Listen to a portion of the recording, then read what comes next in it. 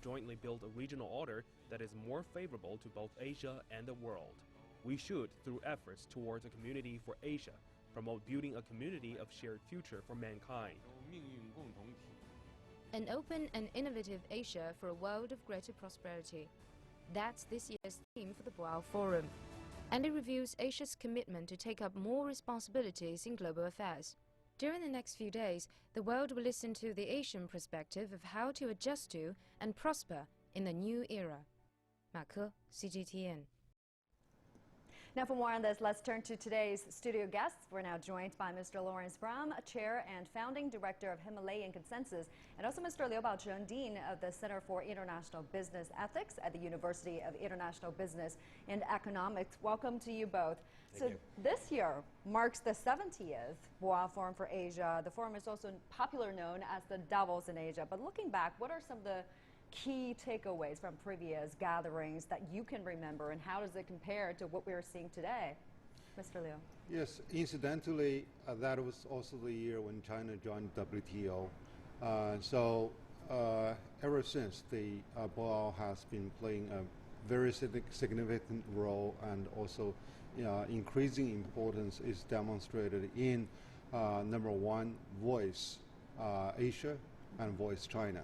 And they business leaders and political leaders, policymakers, academians, they gather together to represent the Asian community, to number one, to assure the whole world that Asia will continue with its responsibility and also with its capability to bring the world to a better recovery after the financial crisis. And also we're going to see a more integrated Asian community that are there to contribute to the world economic growth. As a matter of fact, the new emerging economies mostly are situated in Asia. Mm-hmm. And so China, of course, is taking the leadership as a host, but China is willing to share all of its experiences and even lessons to the rest of the world through this forum. What are your thoughts on this? What kind of a transformation have you seen over the years? Well, the Boao Forum has really become a platform for multilateral dialogue with the Asian community as the focus and China as the host. And that's very different from Davos, because Davos has been traditionally very Western-centric. It's been sort of Washington consensus. It's globalization of Americanization. The agenda is sort of fixed, and everybody has to follow it. And this is really looking at how we can have more global integration rather than globalization of one set of values or one set of structures. Yeah, and this year's global contact is certainly very different from previous years. A lot of people expect China to take center stage this time to define China's stance on the looming trade war. How do you look at the global climate? Well, it's been a divergence. While one side is proposing protectionism, unilateralism, where actually, those represented by America a couple of years ago, since Boao Forum, actually, we were lectured as how to open the economy and how to conduct free trade and how that's going to benefit the economy. Mm-hmm. And now, as a pupil, we turn out to be lecturers to the whole world. How open economy, how inclusive community can really help the world, and it can also bring sustainable growth, etc. So China has been benefiting a great deal from the globalization. So therefore, we propose that the multilateralism and open economy, free competition are there that can really sustain a longer term of growth and also bring benefit. So, this is really an irony, but China brings a better example. Do you agree with what's being said? What's your assessment? You really have, if you think about what's going to be presented, a focus will be the Belt and Road, ecological civilization. Now we're looking at economic integration through the integration of infrastructure and telecommunications, which will bring a shared benefit.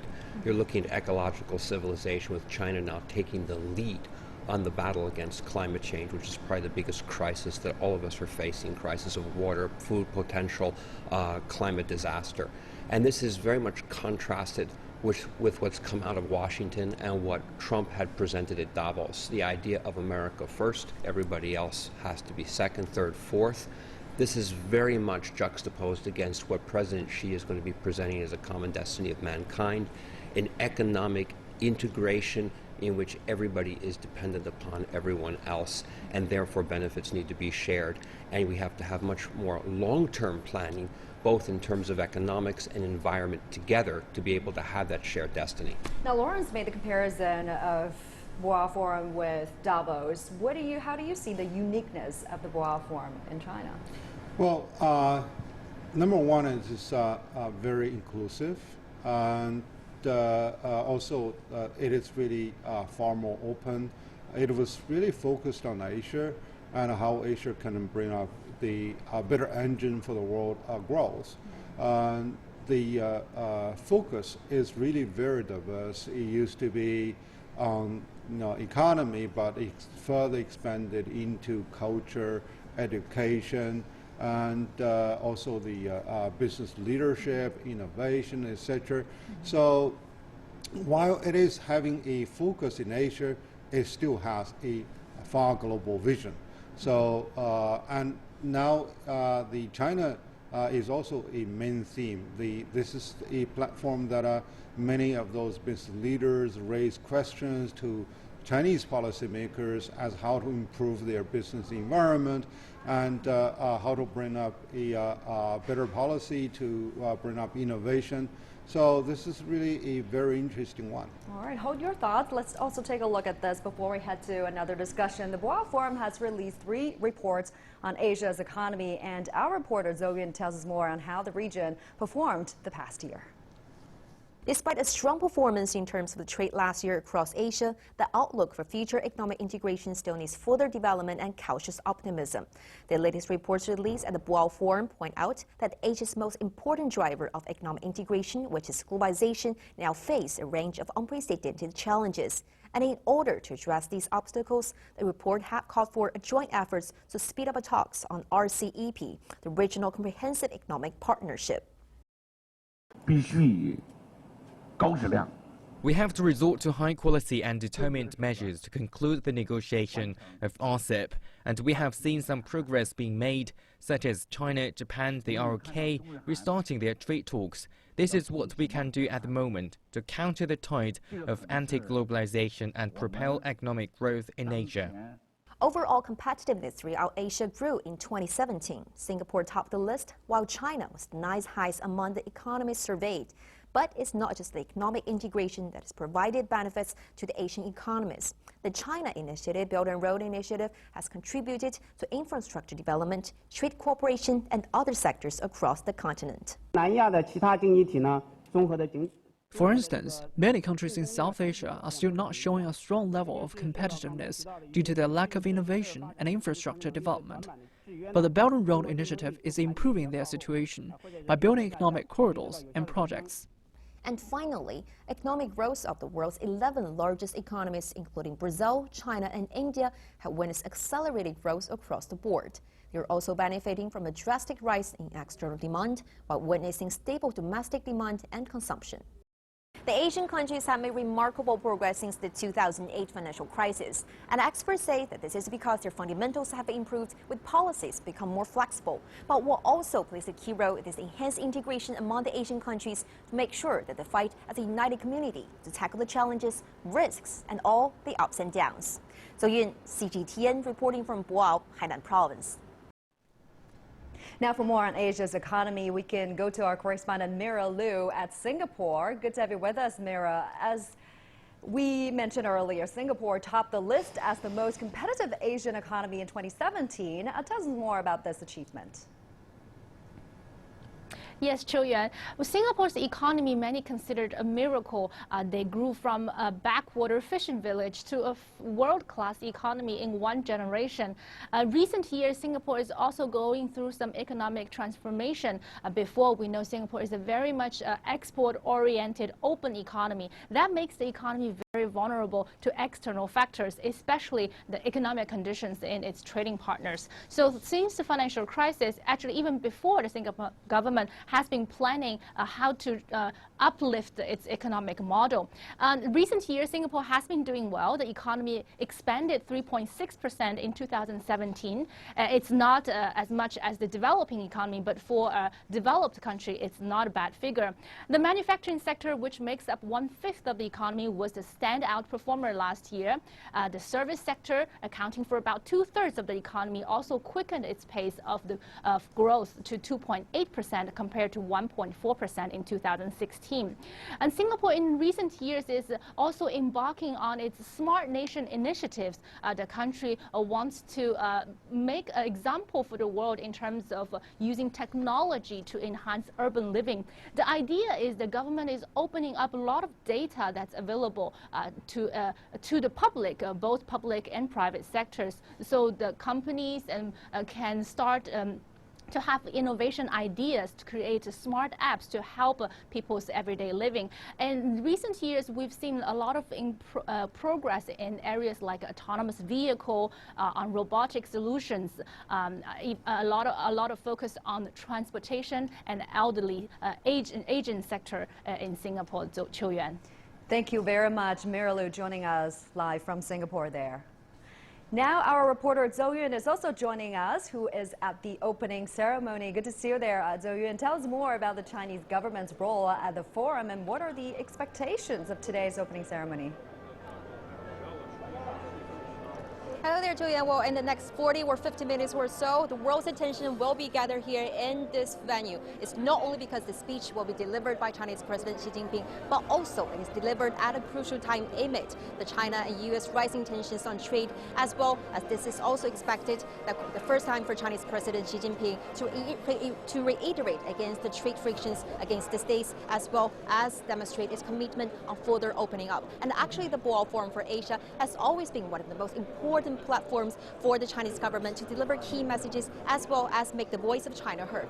For instance, back in 2015, when Chinese President Xi Jinping came here, the same venue, the same event, that time the Belt and Road Initiative was still kind of unfamiliar concepts to many countries. And at that time, President Xi explained that why this initiative is beneficial to the world. He also said that the initiative should not only be the soul of Chinese, but the chorus of the world. And in 2015, Xiu Yuan, maybe you still remember that time the TPP, the Trans-Pacific Partnership Agreement, was vigorously pushed forward by the United States. And at that time, a large number of people around the world, including a certain number of Chinese, were taking that as conspiracy against China. But it was at this critical juncture, the same place, the same venue, that Chinese Premier Li Keqiang said and told the world that China welcomes this move and which TPP is a success. So these are the reasons that why today's hope and expectations high on this particular event as well as speech. Because also we know that in past couple of months during the major political sessions, for instance, the two sessions and also the 19th National People's Congress of the CPC, this ground for the opening up has already been laid. And now, which means it's like a picture where the sketch is already done. And now the new measures, new policies that are expected to be unveiled today will add the color to finalize this painting. This new blueprint will not only have a big impact in China, but a much wider range in the world in the years ahead. Back to you in studio, Qiu Yuan. All right. Zhou Yun joining us live at the venue for the Boao Forum official ceremony there. The official ceremony is expected to kick off in less than an hour from now. And now let's also understand China's cooperation with Indonesia a little bit more. We have our correspondent Sokina Eluwalia for us in Jakarta. Thank you for joining us, Sokina. Now, one of the highlights this year for the forum is regional cooperation. Tell us more about the cooperation between China and Indonesia, and what about Indonesia's development in terms of economic competitiveness? Well, China and Indonesia have worked together on several industries. In 2017, the government saw at least 98% direct foreign investment in Indonesia were from China. Previously, Chinese investors have mostly been interested in the manufacturing, shipping, and oil and gas industries. But experts are now saying that e-commerce investments could possibly surpass the nation's oil and gas investments. And that's good news, especially to the young people that are now entering the startup community. Indonesia has become the hub of e-commerce in Southeast Asia. I spoke to the head of the Investment Coordinating Board to see how the investments in e-commerce have helped the growth of Indonesia's economy. With more than 130 million internet users in the country, Indonesia is becoming one of Asia's largest smartphone markets. As people's spending habits continue to shift online, Indonesia's e-commerce market is projected to reach $45 billion in 2025, coming in third behind China and India. President Joko Widodo has a vision to make Indonesia the digital energy of Asia, further supporting and enhancing the digital industry, especially the e-commerce market. The e-commerce sector and digital economy has industry amounts to around $2 to $3 billion every year now. A recent study shows that foreign investments can help Indonesia achieve its economic growth rate of more than 5% this year. The e-commerce sector is expected to be the new driver for that growth. And we see that in the last 3 years, there's at least 10 e-commerce startups in Indonesia injected by the foreign investor, especially from the China.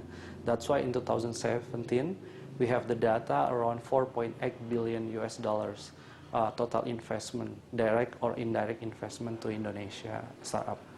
The e-commerce sector alone is growing 20 to 25% per year, largely credited to Chinese investors. Chinese e-commerce companies and Chinese digital companies are among the most sophisticated, among the most advanced, and of course among the largest technology companies in the world. China is also the largest economy in Asia, a direct neighbor of Indonesia. I think the booming trend of Chinese digital companies and technology companies, including e-commerce companies, coming into Indonesia is highly natural and strongly welcome. The increase in the number of Chinese investors in Indonesia is proof that the two countries are continuously working closely together in hopes to achieve stronger economies. E-commerce giants JD.com and Alibaba have especially made their presence known here in Indonesia. Alibaba acquired Lazada in Indonesia in a monumental deal worth $1 billion. JD.com followed immediately after that by investing in one of the largest Indonesian e-commerce marketplace, Tokopedia. Tencent have also invested in Indonesian startups. All of those examples show that Indonesia's local startup scene has been stealing the global attention lately, and we found out that all of that money are mostly coming from Chinese investors. In just the past 4 to 5 years, Indonesia has seen a rapid growth of investment value from just $40 million to more than $1 billion. And although overall investment in e-commerce is still developing, the fact that Chinese companies have contributed this much to the country is a huge step for Indonesia and its digital economy. Thank you very much, Sakina Aluwalia, joining us live there. And for those of you who are just joining us now, we're standing by for the official opening ceremony at the Boao Forum. Chinese president, along with other global leaders, are expected to give speech. So let's now talk about the legacy with our studio guests. We want to talk about the lasting impact, or the legacy of this forum. Can this year's forum really leave a mark on Asia's economic development? Lawrence first. Well, I think we have to look at the timing of this. It's happening on the eve of a trade war or potential trade war.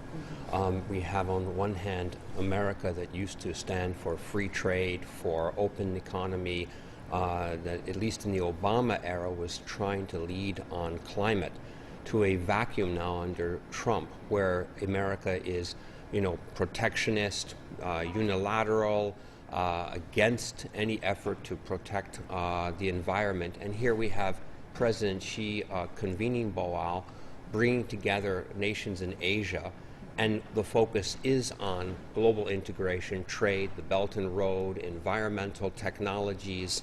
It's a whole different era. And so the focus has shifted. And so I think that this could actually be a threshold year for the Boao Forum as he presents his vision for a shared common destiny of mankind, which again contrasts so sharply with Trump's, very singular unilateral America First approach. Yeah, when the spokesperson from the Ministry of Commerce made comments on the looming trade war, he said it's essentially a war between free trade and protectionism. So it's not only an issue between China and U.S., but it's a global issue. That's right. That's why I indicated there's a whole lot of divergence that is going on because nowadays, through the globalization, we see that some feel that they benefit a great deal, some feel that they have done other nations favors and therefore they lost their privilege. So right now it is a very important juncture for Boao to clarify to the world that the basis for free trade that contributes to division of labor, to specialization, and particularly today, in terms of timing, it is a timing for technological transformation. So an integrated world and also a shared future is so much so important for mankind to see things in the same perspective, and so that we are able to contribute rather than split our power and build frictions. So particularly between China and the United States as the two biggest economies, what type of example, what type of showcase they're going to present to the world in terms of principle, in terms of practice. So that has huge ramification over how the world is going to move next. And the world will be closely watching this forum to see how these issues are being addressed. Thank you very much. Now, many issues will be raised during the Boao Forum, of course. Let's now listen to some of the concerns of people in various parts of Asia. Everywhere in the world is plastic, and the issue of trash and what we can do about it, and recycling, and training people's minds to understand what plastic does to our environment, to try and really reduce the use of plastic and try and use alternative materials, and that's happening. Slowly but surely that's happening. We have also issues on the refugees. We do not know what to do with them. They don't have enough education for the kids. They are not able to work properly. These are the main issue shared by all Asians. The other key issue that I would think is rather critical for Asia would be the equality between the sexes. Women don't get equal opportunities. It is a great loss. It's a pity, really, because they have great ideas and they are very, very capable human beings who, given that opportunity, would be a great asset to the country. The rising prices of our food, our basic necessities, the rising price of houses as well. As compared to my parents' time, they would need lesser finance to get a house. They always tell me that to save up more to get a house in the future. Technological changes have bring in a lot of improvement, but then with these changes, our next generation might be facing problems in getting jobs, as most of the jobs is taken over by robots and AI.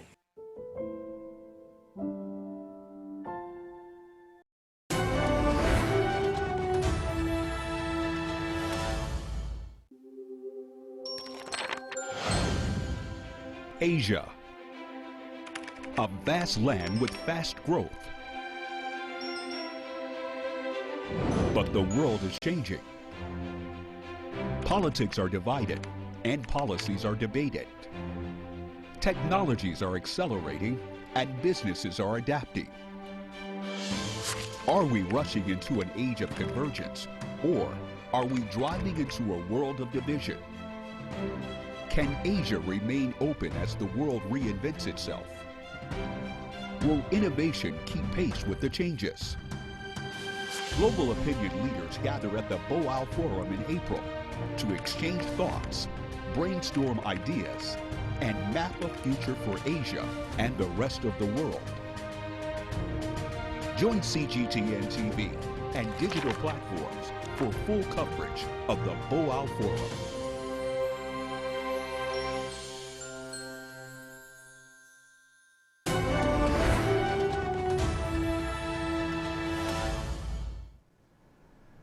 Welcome back to our special coverage of the Boao Forum. Now my colleague Rachel Rubo is here to run you through some of the stories that are making headlines beyond China and around the world. All right, Chuyuan, yeah, a lot happening in the world today, so let's get right to it. The UN Security Council held an emergency meeting to talk about the suspected chemical attack in Syria. The alleged attack happened on Saturday in the rebel-held town of Douma. At least 49 people were killed and hundreds more injured. Both the Syrian government and Russia denied the accusation. The U.S. is urging the Council to adopt a new resolution that would condemn the continuing use of chemical weapons in Syria. They also intend to establish a new body to determine responsibility for chemical attacks. However, Russia says it contained, quote, some unacceptable elements, end quote. Russian Foreign Minister Lavrov also said the U.S. and its allies are using provocations in order to maintain their presence in Syria. Russia says it found no evidence of poison gas after its military officers visited the site of that alleged attack. Meanwhile, Moscow and Damascus are blaming Israel for an airstrike on a Syrian airbase. One, Tel Aviv says, is linked to Iran and Hezbollah.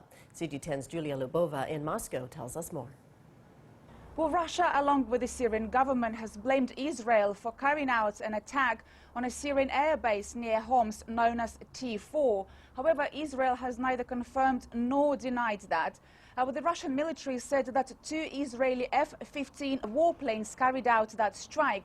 And the Russian Defense Ministry has been quoted by a Russian news agency, Interfax, as saying that Syrian air defense systems shot down 5 out of 8 missiles that were fired. But Sergei Lavrov, Russia's foreign minister, also spoke on the matter earlier. Let's have a listen to what he had to say. At the moment, Washington is denying that the Americans or any member of their coalition has carried out these strikes. It has to be investigated. These strikes are yet more proof that the situation in Syria is becoming too dangerous due to the appearance of the parties which haven't been invited. Well, Russia has been helping Bashar al-Assad and has been helping him militarily since September 2015. Of course, Russia is Syria's biggest ally, and a number of Russian troops are said to be based at that targeted airbase. And at the same time, Moscow has been saying that no evidence has been found of a chemical weapons attack. And Sergei Lavrov also said that Russian specialists and aid workers have visited the area. However, Russia's claims come after videos were shot by rescue workers showing bodies with foam at their mouths. And Lavrov also said that the Russian military has been warning in the past that a provocation has been prepared, and this provocation is aimed at putting the blame on Damascus for the alleged use of chemical weapons against civilians, and also trying to draw the United States into the conflict against Russia. Julia Lubova, CGTN, Moscow. U.S. President Donald Trump says major decisions will be made regarding Syria soon after warning Damascus would have a, quote, big price to pay over that alleged chemical attack on Douma. Trump condemned what he called a heinous attack on innocent Syrians as he opened a cabinet meeting at the White House. Meanwhile, U.S. Secretary of Defense Jim Mattis says he will not rule out anything regarding the alleged chemical attack. Now, the first thing we have to look at is why are chemical weapons still being used at all when Russia was the framework guarantor of removing all the chemical weapons. And so working with our allies and partners from NATO to Qatar and elsewhere, we are going to address this issue. Can you rule out taking actions, launching airstrikes against Assad, Mr. Secretary? I don't rule out anything right now. Iranian President Hassan Rouhani says President Trump will have regrets if he violates the multilateral nuclear deal signed in 2015. Rouhani says Iran will respond in less than a week if the U.S. breaks the agreement. Trump continues to threaten to walk away from the agreement reached between Iran and 6 world powers. He says he will reimpose sanctions by next month unless more restrictions are placed on Iran's nuclear program. The International Atomic Energy Association has certified Tehran is in compliance with the deal, as have other countries that signed the deal, including China, Russia, and Britain. Well, let's take a look at the Russian financial market. Now the ruble suffered its biggest daily fall in over 3 years on Monday, while stocks in major Russian companies also slid south. The slump followed a new round of U.S. sanctions targeting some of Russia's biggest tycoons. The sanctions were announced on Friday. They target officials and business people close to Russian President Vladimir Putin. The U.S. move is in response to alleged Russian meddling in the 2016 presidential election. The impact of the new measures could threaten Russia's fragile economic recovery. Shares in Russia's two biggest banks also fell dramatically. They include state-owned Sberbank, which is often seen as a barometer for the wider health of the Russian economy. In western France, police tore down flaming barricades and fired tear gas at activists as they evacuated a protest camp to block construction of an airport. One police officer was hurt and at least one person was arrested. Proponents of the airport had argued the region needed a larger one to boost its economic prospects, but others say it was unnecessary and threatened the unique ecosystem of the area. The government abandoned plans for the airport in January after 50 years of debate and gave the activists until spring to clear out. But many chose to stay, seeking to turn it into a space of social and environmental experimentation. And that's a look at what's happening around the world today. Let's head back to Chuyuan as we wait for the start of the Boao Forum. Thank you so much, Rachel. Now, political figures from around the world have shared their expectations on Chinese President Xi Jinping's upcoming keynote speech at the Boao Forum for Asia. Take a listen. China proposed the Belt and Road Initiative based on the idea of joint communication, construction and sharing that can be seen as the Chinese version of globalization. I think everybody is looking eagerly forward to President Xi's articulation of his vision that he will provide at the Boao Forum, and also the future role that China will play in world trade and the world economy. So in that sense, this is probably a very critical year where very critical developments have taken place in the Chinese political system. We, of course, look forward to his continuing to expound on Xi Jinping thought, socialism with Chinese characteristics for the new era. And we know that that is going to be, I believe, beneficial for our region, for the Philippines. From my point of view, I think that the Belt and Road Initiative and all of its elements, both financing as well as infrastructure, green finance, and also how it impacts cultures and people along the way, will become a very big piece of the Boao Forum. Well, Chinese President Xi Jinping will deliver a speech at the Boao Forum later today, and this will be his fourth time attending the forum. The president has always focused on different aspects of Asia's development. Let's now have a brief review of what President Xi has noted at the Boao Forum. The first time President Xi Jinping attended the Boao Forum was back in 2010. At the opening plenary, Xi gave a speech focusing on green and sustainable development in the Asian region. We must seek a path of green and sustainable development that is with Asian characteristics and is consistent with the trend of our times. President Xi also called on Asian nations to transform the economic growth pattern into one that would actively respond to climate change and achieve green development and sustainable growth. 3 years later, in 2013, common development were his key words. In his speech, Xi Jinping said China will energetically promote regional cooperation in Asia and around the world. Enhancing peaceful development and win-win cooperation in Asia and the world is a race that has one starting point after another and knows no finishing line. That year, President Xi said China would continue to develop and open up its economy to benefit the world. Then in 2015, he emphasized the concept of a common destiny. Asia belongs to the world. For Asia to move towards a community of common destiny and embrace a new future, it has to follow global trends and seek progress and development in tandem with that of the world. He noted China's increasing opportunities in the domestic market, investment, green growth, and foreign cooperation. This year will be President Xi's fourth time at the Boao Forum, and as China's economy continues to further open up, especially with the Belt and Road Initiative, we'll see what the president will focus on this year. Now, as we wait for the leaders attending this forum to arrive, let's also talk about how do you see China fulfilling its role in facilitating the development of this forum? Well, first of all, China has been hosting the Boao Forum, but then let's look at the entire Belt and Road Initiative that will, of course, feature so strongly at this year's session. This is about China taking its own experience at integrative infrastructure, communication, outward investment, And in turn, it's absolutely necessary to have communication systems, transport systems that are smart in order to have economic development. Economic development does not occur with political rhetoric, which is something that we've heard a lot from certain Western countries.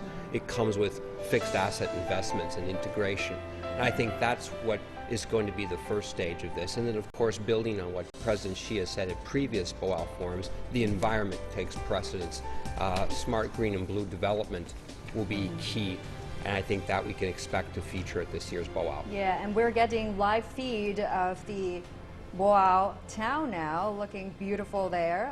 Lovely weather, sunshine, and the town is located in China's southern Hainan Province, as you can see, which has been the permanent venue for Boao Annual Conference since 2002. Well, the town itself has gone through some major transformations over the years, too, from a small fishing village to what you're seeing now. The town of Boao is a microcosm for Hainan's development, and many villages actually in the province are opening up to a tourism-led economy under the country's rural revitalization scheme. And the leaders attending the forum could arrive any moment from now. But Professor Liu, what do you think are the key driving factors for Asia's economic growth?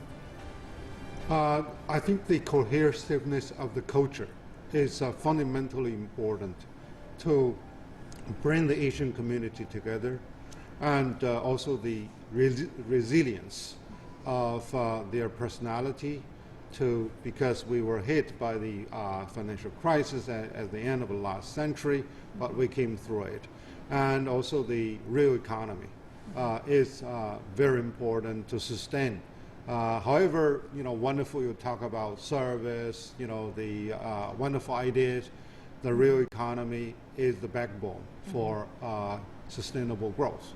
And also the care for the family, the type of sincere friendship.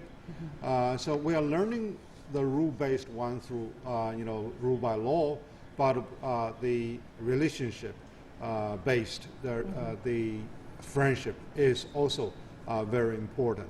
And then, of course, the entrepreneurship is a very important driver for continued innovation and continued upgrading of its industrial pattern, and also to go for the high-end technologies.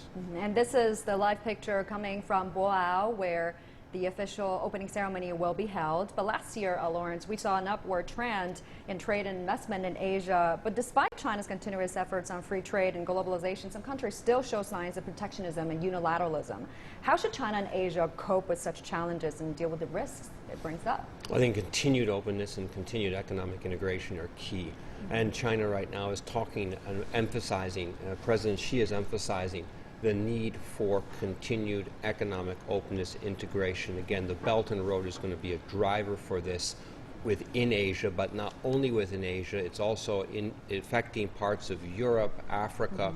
And here, this is occurring at a time when the country that we thought was supposed to be promoting free trade is actually the one who's driving tariffs, sanctions, all kinds of interventions which are everything but globalization. In fact, it's all about protectionism coming from the United States, and I think Europe is now really trying to find which direction, which alliances it will need to have for its own economic integration in the future. You mentioned integration is key. How do you, what's your assessment of the current economic integration situation in Asia? It's increasing, and again, the entire point of the Belt and Road is to have that integration. If you look at China's own economic development crisis in the 80s and 90s, much of the interior of China was rural, was isolated, was not connected. Economic development, the traditional World Bank IMF approach is the coastal regions, but that creates all kinds of congestion.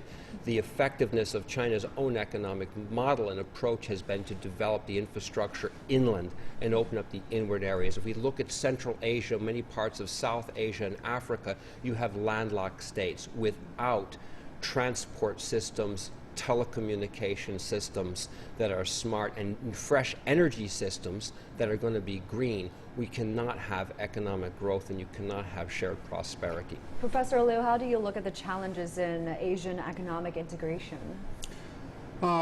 diversity is beautiful, but in the meantime, diversity in culture, in value, in the level of development can also present challenges for integration.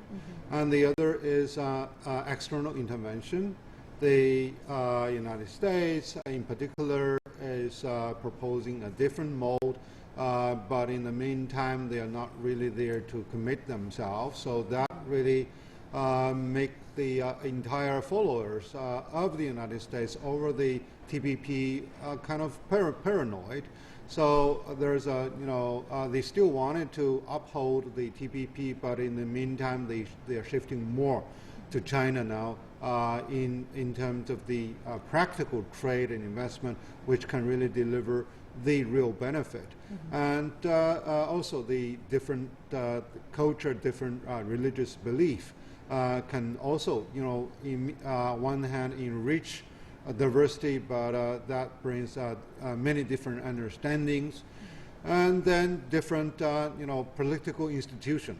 And some have also border issues, but having all of this, the frictions, the entire value is still there, that we see more of the same picture for the global future and also for the destiny of humankind. Yeah, and we're not talking about Asia. Some of the European leaders are also attending this forum. For example, the Austrian president and chancellor will both participate in the Boao Forum, and this is a historic visit, actually, with two of the country's top leaders visiting a country together. How can we interpret this visit? Can we see it as a sign that European countries are more willing to cooperate with China now? Well, we've always been listening to Europe talk about American values, but today we don't know what those values are. Americans don't know. It's bluster, it's bluff, it's protectionism, it's anti-immigration, it's anti-environment. It doesn't represent the values of Europe. And here we're looking, as Professor Liu's been saying, the importance of Asian values. These are values that are based on harmony, on shared integration, on also a relationship between humanity and the environment.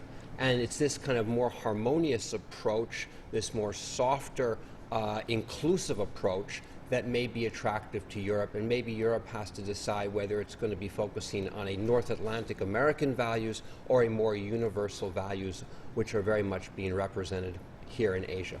And Professor, this is President Xi's fourth time at the Boao Forum in the past 8 years. Do you read into anything behind this frequent visits?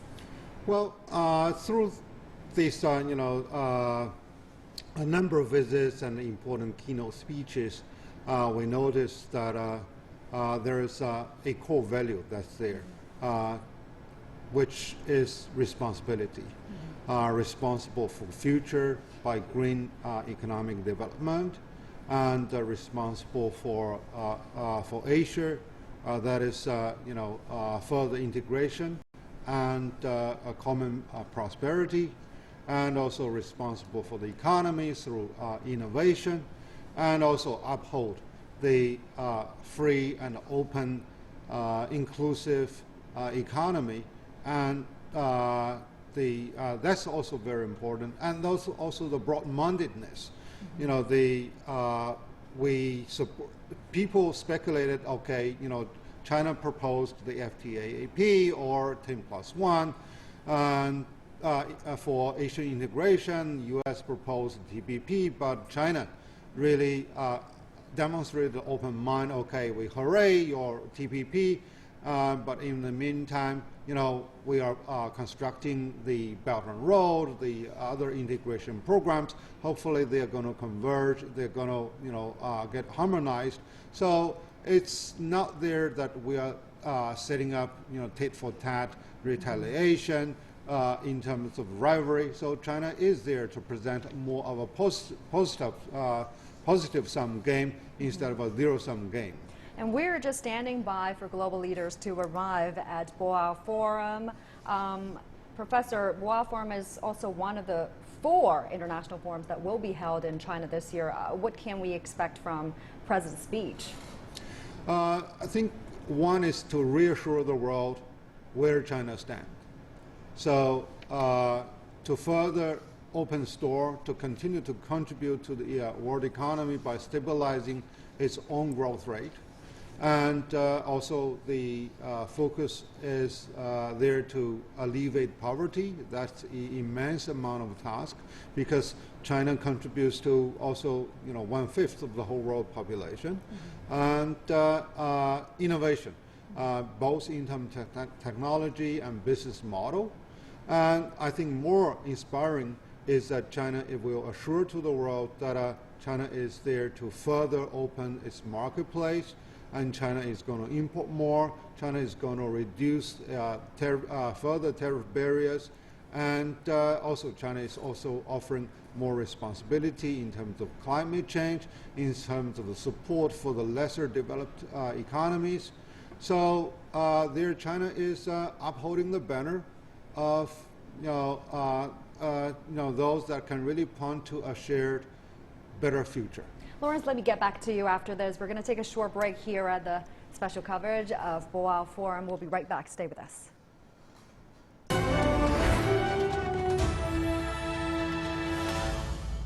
The Boao Forum brings together the world's top visionaries. Ideas flow, and I will be there with the delegates, helping you sort out the opinions and getting the most out of the forum.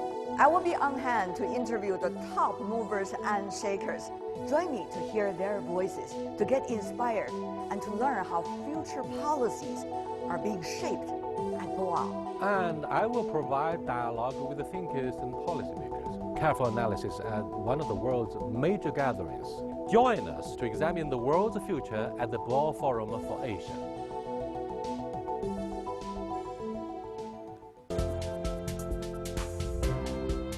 The changes began some 30 years ago when the province Hainan was approved as the largest special economic zone in China.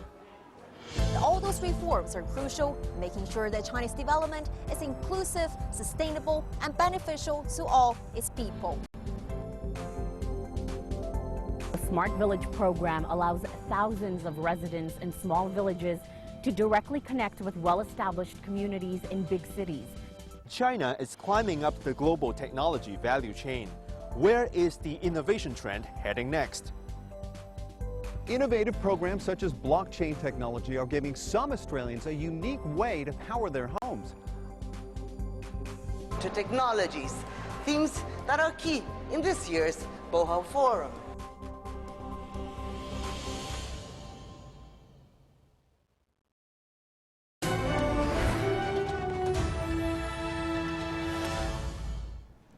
Welcome back to this special coverage of Boao Forum. And as we speak, leaders are arriving at the venue now. And leaders attending the forum include Austrian President Alexander Van der Bellen, Philippine President Rodrigo Duterte, Mongolian Prime Minister, Dutch Prime Minister Mark Rutte, Pakistani Prime Minister Shahid Khaqan Abbasi, Singaporean Prime Minister Lee Hsien Loong, United Nations Secretary General Antonio Guterres, and Managing Director of the IMF, Christine Lagarde. Now, Chinese Foreign Minister Wang Yi also briefed the media about this year's Boao Forum for Asia, emphasizing the importance of reform and opening up. Have a listen. 中国改革开放取得了哪些伟大成就? What has China achieved in reform and opening up? What are the experiences and enlightenment that have resulted, and what do these mean to the world? In this new historic period, how will China expand its opening up and restart deepened reform? All these questions have been given plenty of attention from all parties. President Xi will give the most authoritative answers to these questions, and participants will hear a series of new measures for reform and opening up. 大家将听到一系列新的改革开放的重要举措。 China has been opening its door wider over the past several years. In terms of trade, the country says it's fulfilled its WTO commitment. The average import tariffs was lowered to 9.8% in 2010. And China has lowered its tariffs 4 times on some items since 2015. And it will continue to cut its tariffs on cars and consumer goods and aims to exempt anti-cancer drugs.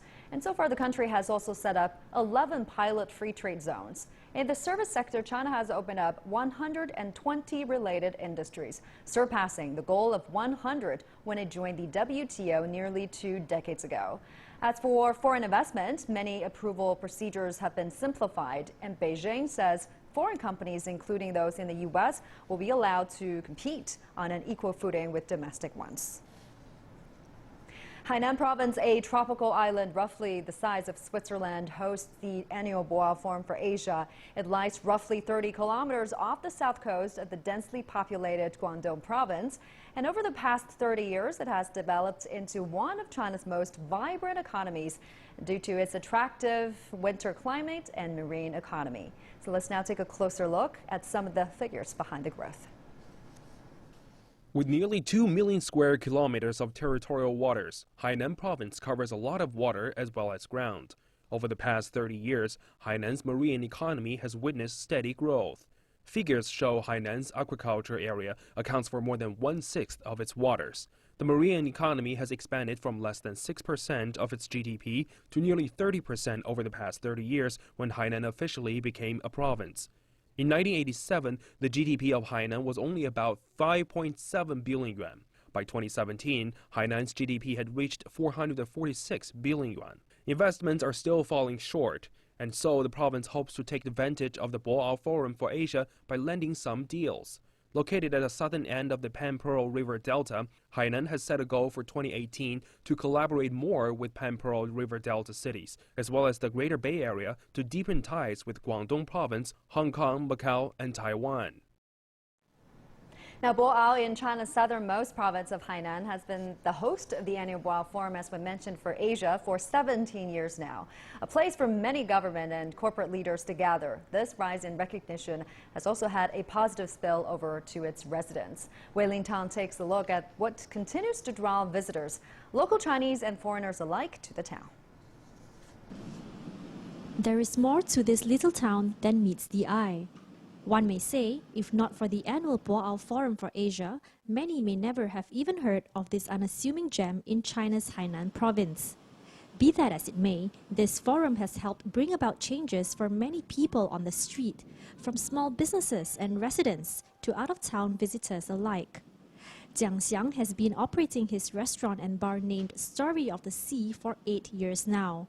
Starting out with only 10 employees, he now boasts 8 times that number, and he credits much of his progress to the annual meeting. If Story of the Sea was not opened in Boao and instead in another place, it may not be what it is now, popular with its own household brand. It's because of the annual Boao Forum that people from around the world come to this town, so the impact is quite large. But to solely rely on the forum isn't enough to retain these visitors. Besides continuing to maintain the beachfront, Jiang Xiang takes comfort in how the government has been focusing more on rural areas over the past few years. The opening up of the economy has driven the development of this small town, and it is now at a historical turning point. President Xi Jinping will be visiting the forum for the 3rd time. He has also taken measures to spur Boao's growth, from rational planning of its real estate to help the poor, to establishing it as a diplomatic conference platform. Given the direction set for a small town like Boao, I believe things will only get better. And better is right, for it's luring property buyers from all over China, be it for an idyllic holiday home or one to retire into. The attraction of seaports aside, Wang Hui says the decision to buy a property was also partly contributed by the annual forum. At the beginning, I felt like Boao was very small, but now it has developed very quickly. Roads are wider, people are more civilized. They are warm, friendly, simple, and down to earth. Even the food is very natural, healthy, and green. I like Boao for its subtropical climate, although the road safety and designs are something that can be improved on. The beauty of Boao, it seems, lies in the fact that it still remains rather untouched for now, in comparison to other cities in the province. And it's the hope of many that it will continue its modest development whilst remaining true to its roots. But in Boao, it's more genuine and much more environmentally friendly. This is one of my favorite places. I've been here for a good few years, and I have seen a few changes here. And if it stays like this, I'll be happy with that. After all, it's the people and their culture that encourage people to keep coming back for more. Weilin Tang, CGTN, Boao in Hainan Province. Now, how to achieve more regional integration will be one of the major discussion points at the Boao Forum for Asia. Free trade agreements are seen as one of the instruments to bring this about. But before we continue, let's first look at how FTAs can benefit ordinary people. What does the free trade agreement mean to you? If you're a foodie, a free trade agreement is the good news. That means your country will be open for other markets, which gives you more choices on your table. For dinner, it could have wine from Chile, salmon from Iceland, and mango from Thailand. And you could have a lot of them all year round. Sometimes you might feel foreign goods are more expensive than those produced in your country. That is because they are slapped with tax after entering your country. Free trade agreement can gradually reduce and even eliminate the tax on those foreign products, so you can buy them cheaper. And without a free trade agreement, foreign goods have to be weighed in line to be scanned.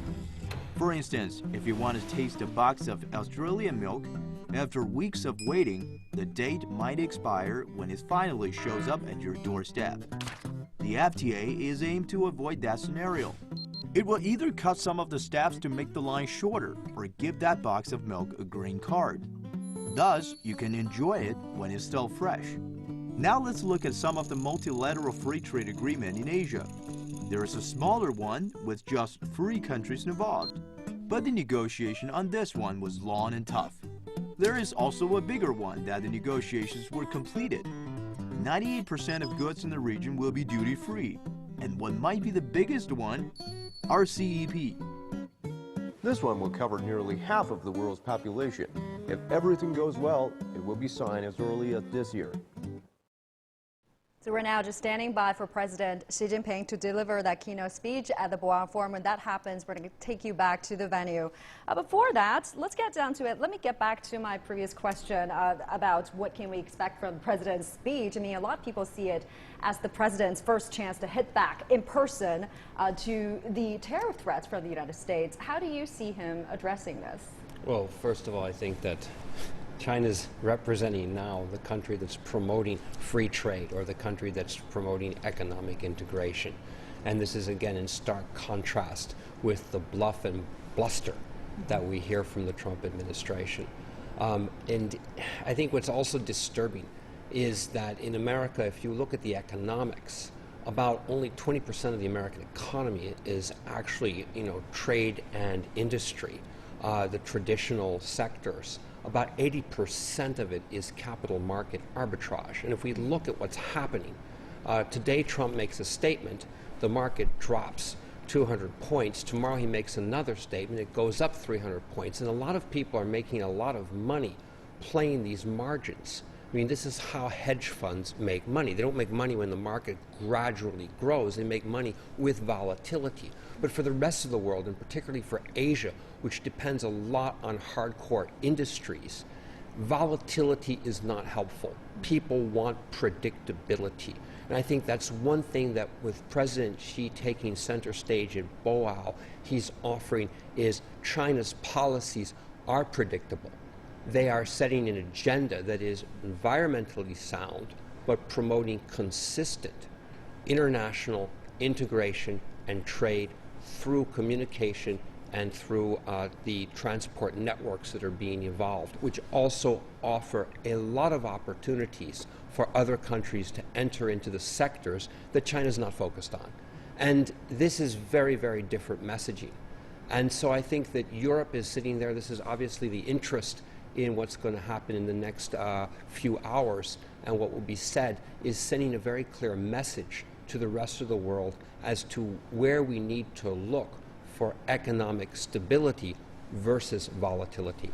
Do you agree? Can we expect a sense of stability, certainty there from the president? Because it's a hard time for him to do. It's a tricky balance to strike. He's got to show he's ready to retaliate to the tariff threats for the U.S. while also demonstrating the commitment to opening up. Well, I think this type of retaliation is really reactive instead of being proactive. So therefore, China is always ready to negotiate and harmonize the relationship because they are so much important. It's not only involving the benefit of job opportunities and lifestyle of people. across the Atlantic, but across the Pacific, but also impacts hugely in the entire world economy. So therefore, it is more used as a strategy rather than a provocative measure.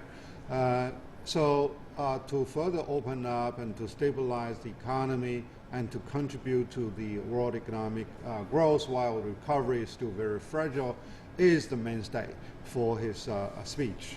So the reference is very important. Another very important issue is flexibility that China really plays, and which is really shared by the common culture of Asia. Yes, people blame China.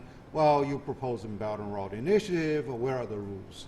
China thinks it's premature to set up all the long pages, 30 articles as comparable to TPP. So it is not that stage yet. So we are considering this diversity and build a main theme and people come with realistic commitment instead of being demanded by certain rules that they cannot deliver. And also, free discussion. So it doesn't mean that we are not really, defending the rule of law. But before the rule of law is there, it's like what was often quoted by President Xi of Confucianism is that you got to really build a sense of honor, and also you got to denounce those that are really bring shame to the community, to the basic value.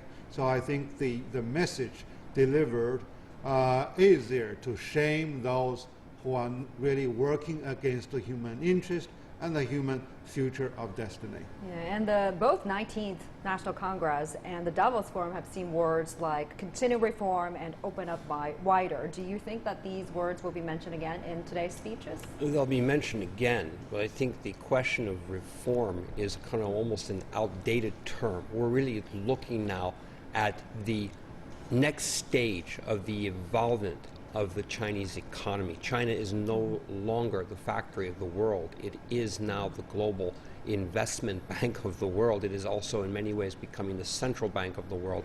It is also looking at its complex borders around it, and it's only going to be through the economic empowerment of other countries and respect of their cultural integrity that you're going to have global security. We're getting live picture from the Boao Forum now. President Xi Jinping is taking the microphone. Let's listen in. Your Excellency, heads of state and government, heads of international organizations, ministers,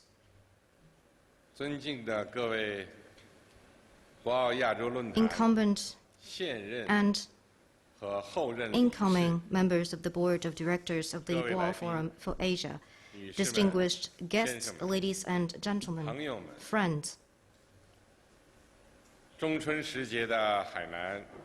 Hainan today greets us with green mountains, blue ocean, gentle breeze, and warm sunshine. In this beautiful season of spring, we gather here for the Boao Forum for Asia Annual Conference 2018.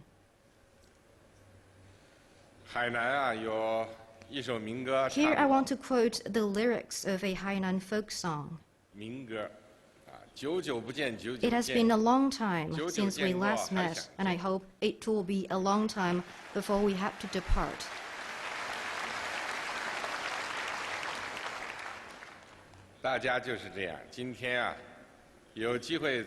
So, such a gathering of friends today, both old and new, is always a pleasant occasion, and I'm truly delighted. Let me begin by extending, on behalf of the Chinese government and people and in my own name, sincere welcome to all the distinguished guests attending the forum, and also warm congratulations to the opening of the conference. Since its inception, with a focus on Asia and a global perspective, the Boao Forum for Asia has gone a long way to build consensus in Asia, encourage cooperation, promote economic globalization, and advance the building of a community with a shared future for mankind. With its active discussions and many valuable Boao proposals, it has made great contribution.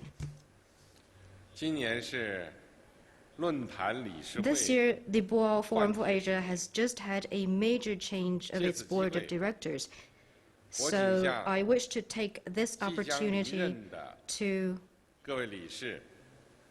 express our heartfelt thanks to the outgoing members, and I extend our warm congratulations to the new ones.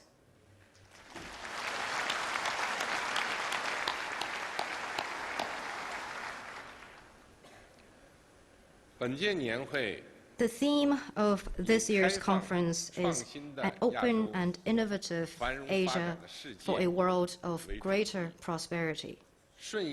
It is in line with the trend of the times and reflects the expectation of all parties.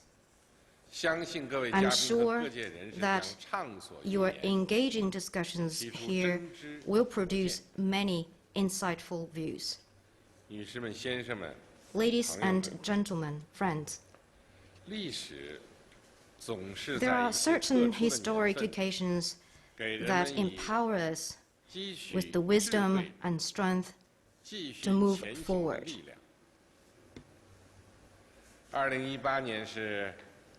The year 2018 marks the 40th anniversary of China's reform and opening up.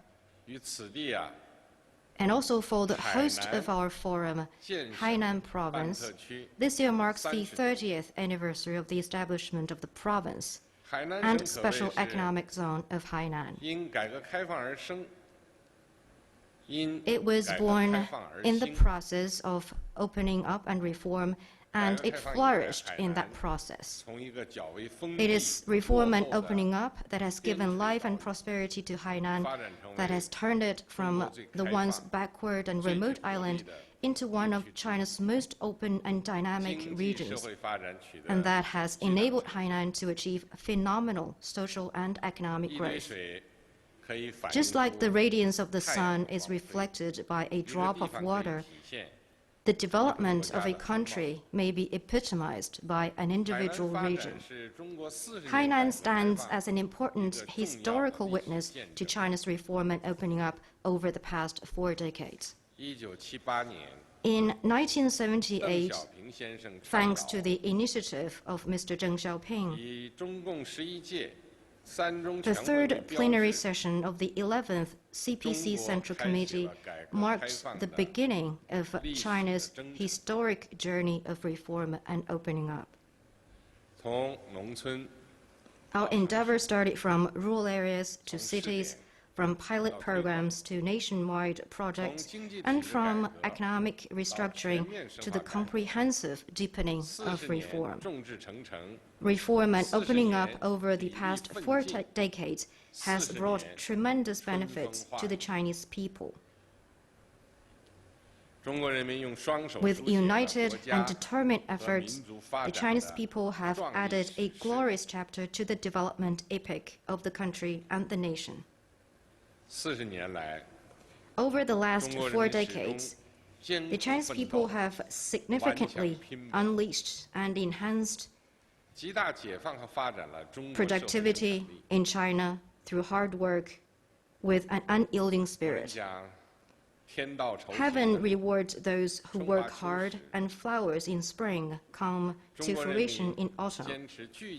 The focused endeavor in national development and the Chinese people's unwavering commitment to reform and opening up have brought tremendous changes to the country.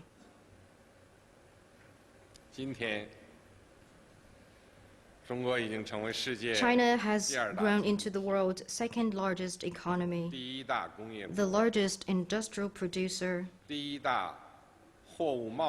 largest trader of goods, and the holder of the largest foreign exchange reserves. Over the past 40 years, China's GDP has averaged an annual growth rate of around 9.5% in comparable prices. And China's foreign trade in US dollar has registered an annual growth of 14.5%. The Chinese people have emerged from a life of shortages and poverty and are now enjoying abundant supply and a moderately prosperous life. According to current UN standards, more than 700 million Chinese people have been lifted out of poverty, accounting for more than 70% of the global total over the same period. Over the last 4 decades, the Chinese people have blazed with determined exploration, with a pioneering spirit, a path of socialism with Chinese characteristics. The Chinese people have both a keen awareness of national realities and a global vision. We champion independence and self-reliance while embracing openness and win-win cooperation. We uphold the socialist system while sticking to the direction of reform to develop the socialist market economy. As we cross the river by filling the stones, we have also strengthened the top-level planning. We have studied new circumstances, we have addressed new problems as they emerge, and we have summed up experience accordingly. With all that, we have successfully blazed a path of socialism with Chinese characteristics.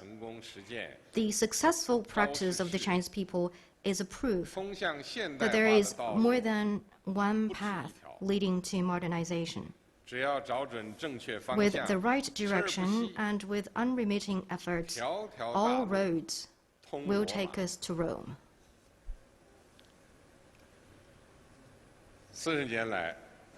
Over the last 4 decades, the Chinese people have been forging ahead and demonstrated the strength of the nation through keeping pace with the progress of the times. Ours is a truth-seeking nation with an open mind. Our efforts to open up our minds have advanced side by side with our endeavor of reform and opening up. Our search for new ideas and experimental practices have been mutually reinforcing. Such is the great strength of a guiding vision.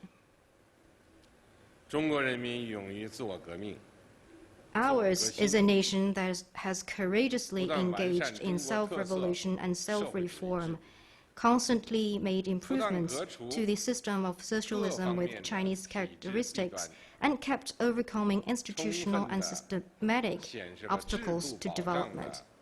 Such is the great strength of institutional guarantee. Ours is an enterprising and pioneering nation with unprecedented motivation, initiative, and creativity. Such is the great strength of the 1.3 billion Chinese people, driving history forward as masters of their nation and real heroes.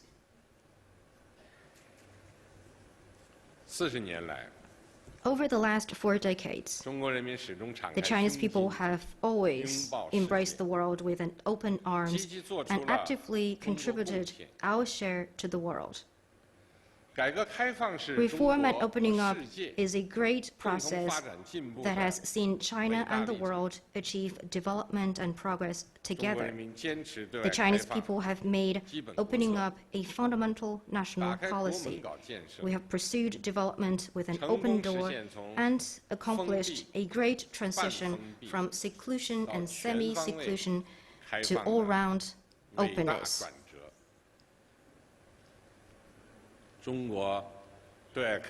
In this process, China has lived up to its responsibility as a major country, from bringing in to going global, from WTO accession to the Belt and Road Initiative.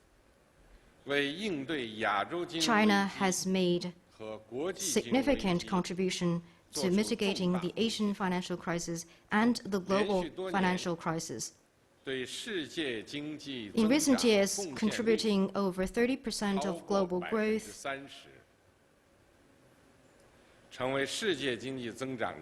China has become a key anchor and driver for the world economy,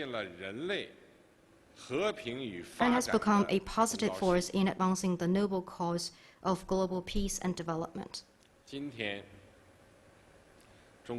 Today, the Chinese people can say with great pride that reform and opening up, China's second revolution, if you like, has not only profoundly changed the country, but also greatly influenced the world as a whole.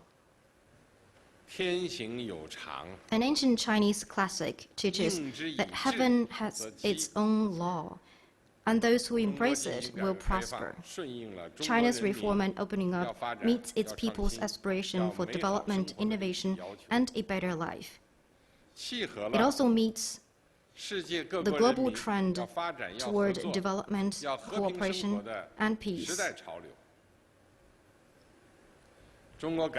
As such, China's reform and opening up can and will be a great success.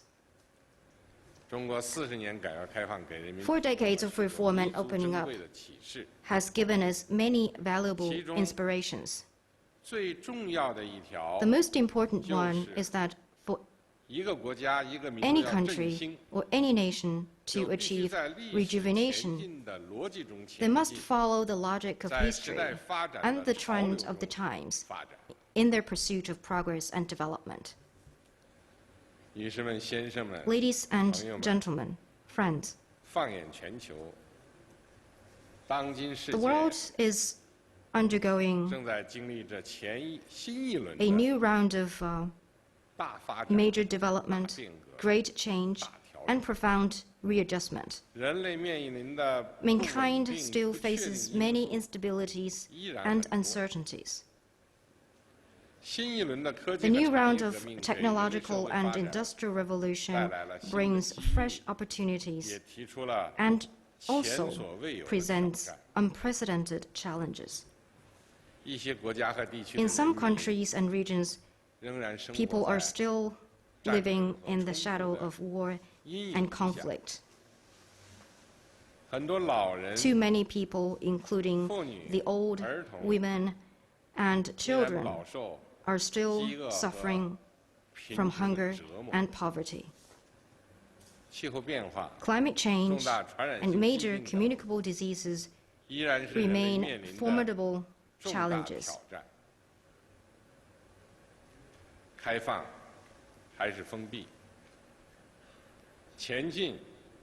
Openness versus isolation and progress versus retrogression, humanity has a major choice to make. In this complex and changing world, where are we headed? And where is the future of Asia?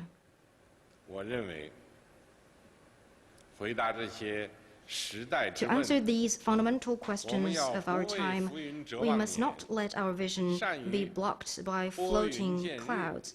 Instead, we must dispel the clouds to see the sun, as we say in Chinese, so as to have a keen grasp of the law of history and the trend of the times. We live at a time with an overwhelming trend toward peace and cooperation.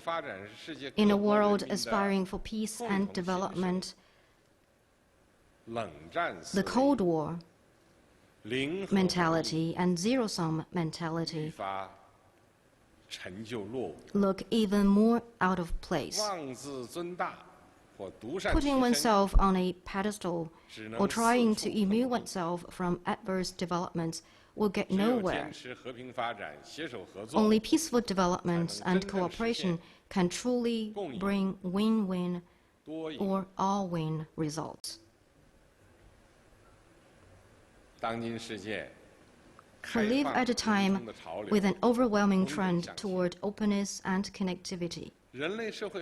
Human history shows that openness leads to progress, while seclusion leaves one behind. The world has already become a global village with our interests intertwined and our economic and social progress interconnected. To promote common prosperity and development in today's world, we have no choice but to pursue greater connectivity and integrated development. We also live at a time with an overwhelming trend toward reform and innovation. A Chinese philosopher recognized as early as over 2,500 years ago that one doesn't have to follow a beaten path if he wishes to benefit the people, and one doesn't have to observe old conventions if he wishes to get things done. Reform and innovation are the fundamental driving force of human progress. Those who reject them will be left behind and assigned to the dustbin of history. To follow the trend of our times and advance the well-being of all people, I proposed the initiative to build a community with a shared future for mankind, and I had in-depth discussions with various parties. I'm glad to see that this proposal has been welcomed and endorsed by a growing number of countries and their peoples. It has also been written into important UN documents. I hope that people around the world will work together toward this community with a shared future for mankind and make Asia and the world peaceful, tranquil, prosperous, open, and beautiful. With the future in mind, we need to treat each other with respect and as equals. We should uphold the 5 principles of peaceful coexistence, respect the social system and development path independently chosen by each country, respect each other's core interests and major concerns, and follow a new approach to state relations featuring dialogue rather than confrontation and partnership instead of alliance. We must refrain from seeking dominance and reject the zero-sum game. We must refrain from beggar thy neighbor and reject power politics or hegemony while the strong bullying the weak. Instead, we must properly manage differences and work together for enduring peace.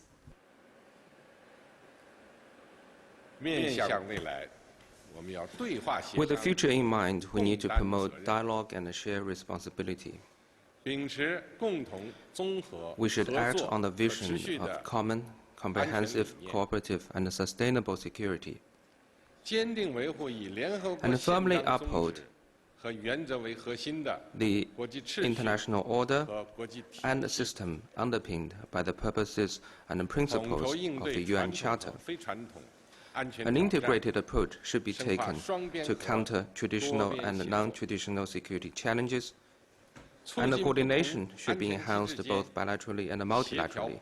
We must security mechanisms coordinate with each other in an inclusive and a complementary manner, rather than undercut each other. This will lead us to universal and common security.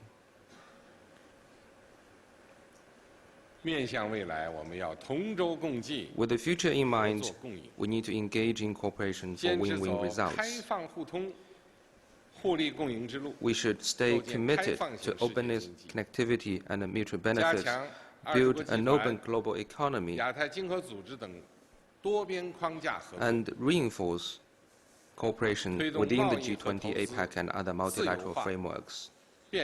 We should promote trade and investment liberalization and facilitation, support the multilateral trading system, and jointly foster new technologies, new industries, and new forms and models of business.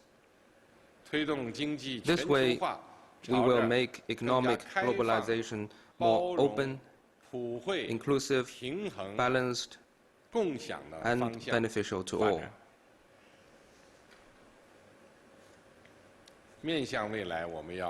With the future in mind, we need to uphold inclusiveness and seek harmony without uniformity. We must strengthen bilateral and multilateral cooperation in culture, education, tourism, youth, media, health, poverty reduction, and other fields. We need to promote mutual learning among civilizations, as it will help us build bridges of friendship, drive social progress, and safeguard peace for the region and beyond.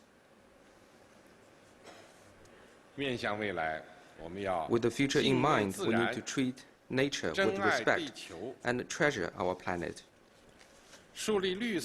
It is important to have a vision of green, low carbon, and sustainable development, and also respect, accommodate, and protect nature. We need to increase exchanges and cooperation, share experience, and jointly meet challenges in climate change, environmental protection, energy conservation, and emission reduction. We must pursue further progress along the path of sustainable development, featuring increased production, higher living standards, and healthy ecosystems, so that our future generations can enjoy blue skies, clear water, and lush mountains. Ladies and gentlemen, friends, the 19th CPC National Congress held last October ushered socialism with Chinese characteristics into a new era and drew a blueprint for turning China into a great modern socialist country in all respects. This new era of socialism with Chinese characteristics marks a new chapter in China's rejuvenation,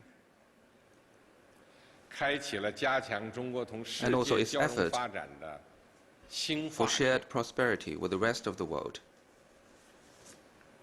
Each age and generation have their own challenges and missions. China has come a long way, but it has to overcome new challenges on its way ahead. In this new era, the Chinese nation will continue to improve itself through reform.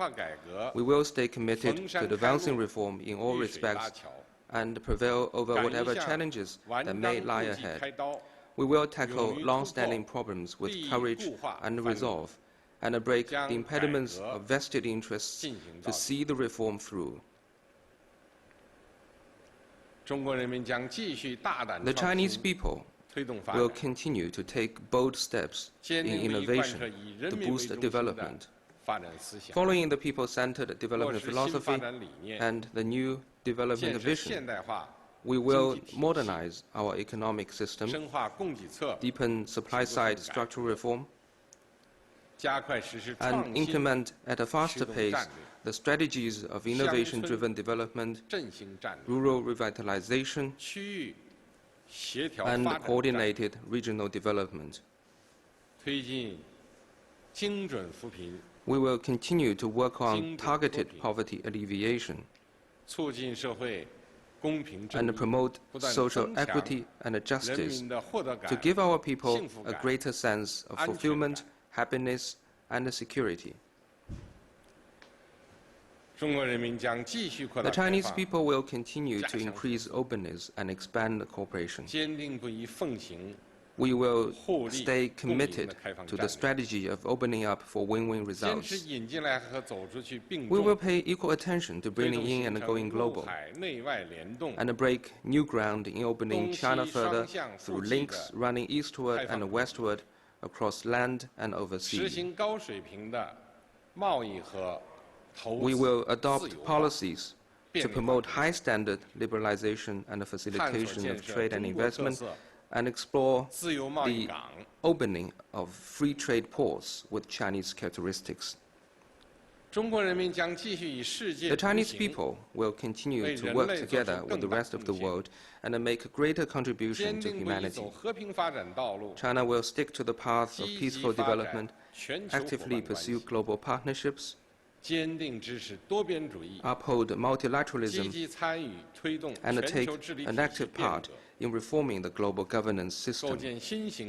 By doing so, we will be able to build a new type of international relations and promote a community with a shared future for mankind.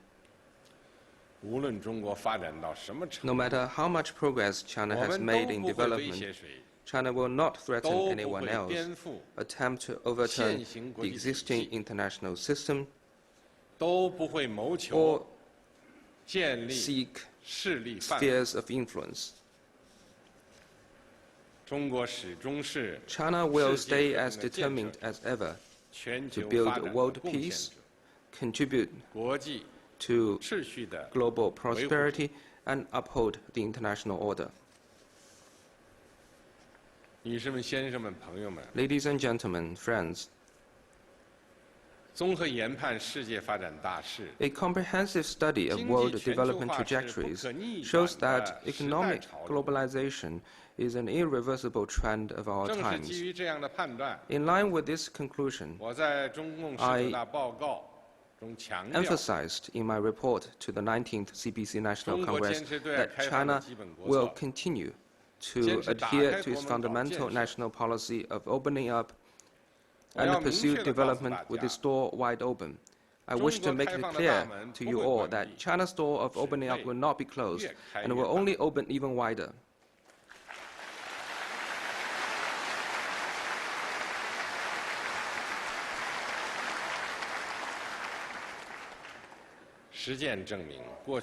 What has happened proves that opening up was key to China's economic growth over the past 40 years, and in the same vein, high-quality development of China's economy in the future can only be achieved with greater openness. Opening up is a strategic decision made by China based on its need for development, as well as a concrete action taken by China to move economic globalization forward in a way that benefits people across the world.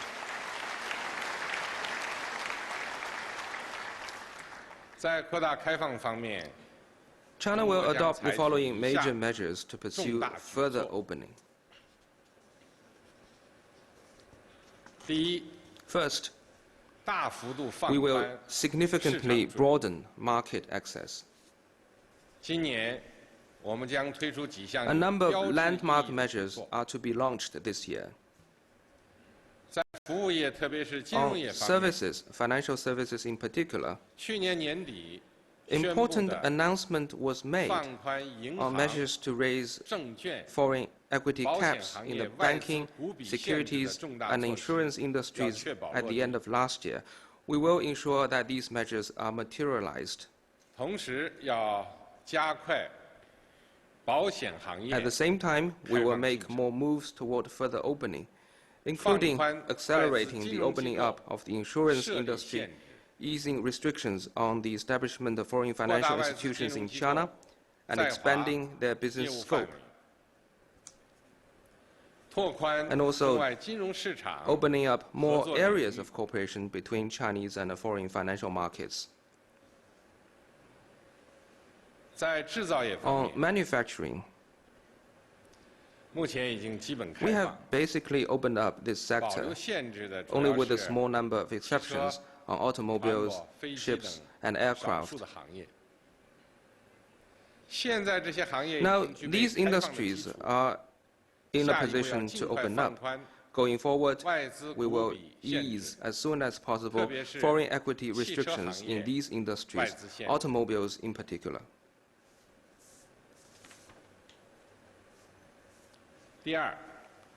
Second, we will create a more attractive investment environment. Investment environment is like air, and only fresh air attracts more investment from the outside. China relied mainly on providing favorable policies for foreign investors in the past, but now we will have to rely more on improving the investment environment. We will enhance alignment with international economic and trading rules, increase transparency, strengthen property right protection, uphold the rule of law, encourage competition, and oppose monopoly.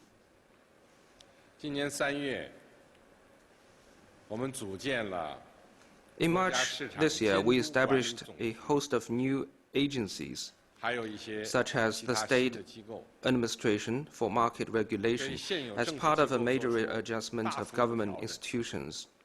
The purpose is to remove the systematic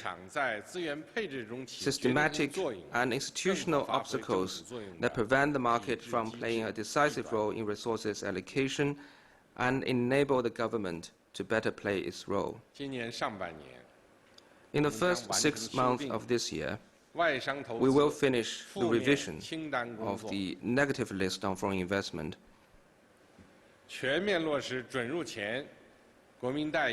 and implement across the board the management system based on pre-establishment national treatment and negative list. Third, we will strengthen protection of intellectual property rights, or IPR. This is the centerpiece of the system for improving property rights protection, and it will also provide the biggest boost to enhancing the competitiveness of the Chinese economy. Stronger IPR protection is the requirement of foreign enterprises, and even more so of Chinese enterprises. This year, we are reinstituting the State Intellectual Property Office to strengthen the ranks of its officers, step up law enforcement, significantly raise the cost for offenders, and fully unlock the deterrent effect of relevant laws. We encourage normal technological exchanges and cooperation between Chinese and foreign enterprises, and protect the lawful IPR owned by foreign enterprises in China. At the same time, we hope foreign governments will also improve protection of Chinese IPR. Fourth, we will take the initiative to expand imports. Domestic demand is the fundamental driving force for China's economic development, and it is an essential requirement for us to meet the people's ever-growing need for a better life. China does not seek trade surplus. We have a genuine desire to increase imports and achieve greater balance of international payments under the current account. This year, we will significantly lower the import tariffs for vehicles and also reduce import tariffs for some other products. We will work hard to import more products that are competitive and are needed by our people. We will seek faster progress toward joining the WTO Government Procurement Agreement. We hope developed countries will stop imposing restrictions on normal and reasonable trade of high-tech products and relax export controls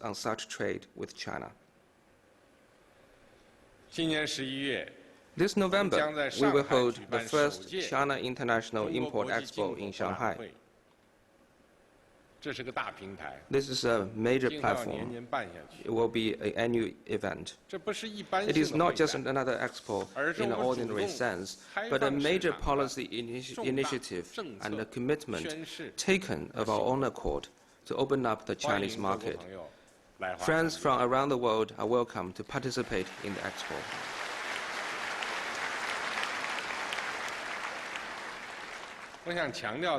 I wish to emphasize that with regard to all those major initiatives of opening up that I have just announced, we have every intention to translate them into reality sooner rather than later.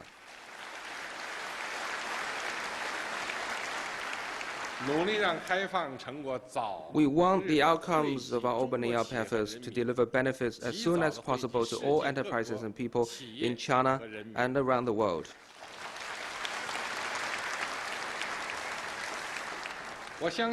I am confident that with these efforts, China's financial sector will be much more competitive. Our capital market will continue to enjoy healthy development. The building of a system of modern industries will be accelerated. Our market environment will be greatly improved. And intellectual property rights will be effectively protected. In short, China will enter a new phase of opening up.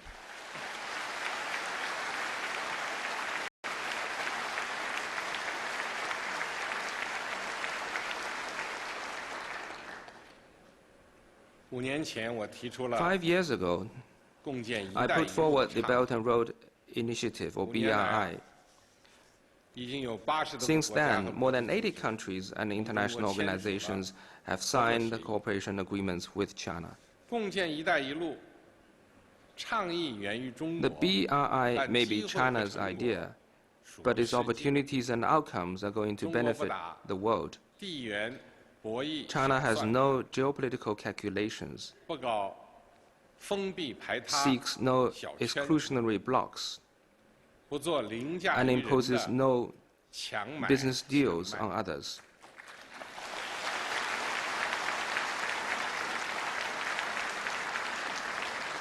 It must be pointed out that as the BRI is a new initiative, it is perfectly natural for there to be different views. As long as the parties embrace the principle of extensive consultation, joint contribution, and shared benefits, we can surely enhance cooperation and resolve differences. This way, we can make the BRI the broadest platform for international cooperation in keeping with the trend of economic globalization and to the greater benefit of all our peoples.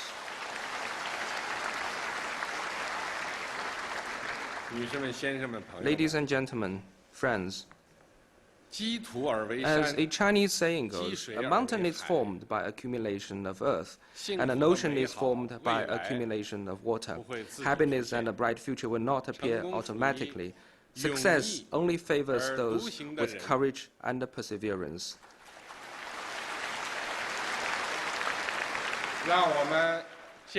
Let us dedicate ourselves to openness and win-win outcomes, be brave to change and break new ground, and keep striving for a community with a shared future for mankind and a better tomorrow for Asia and the world.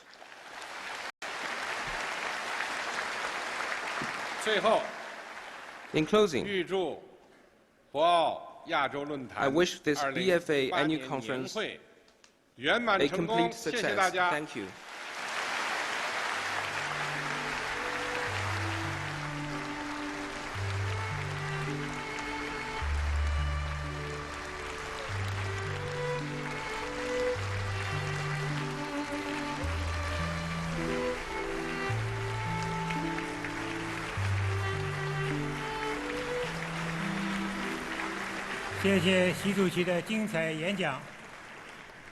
Next, let's welcome His Excellency.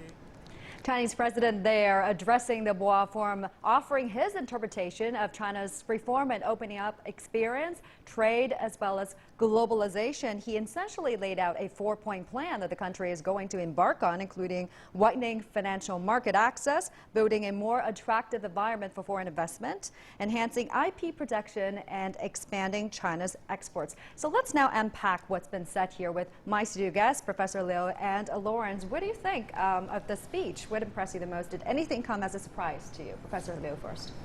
Well, fortunately, it doesn't really come as a surprise. I've been a researcher for the last 40 years of the Chinese open door policy, and this is really a regeneration of China's open door policy, or rather a new version, because right now he does not only talk about really how China can open its real economy and capital market, but actually...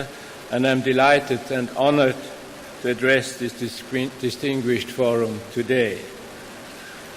40 years ago, before Chairman Deng started the reform program, China was a very poor country in economic terms. Look at China today. We can witness with virtually every step the success of China's policy of economic reform and opening. Congratulations.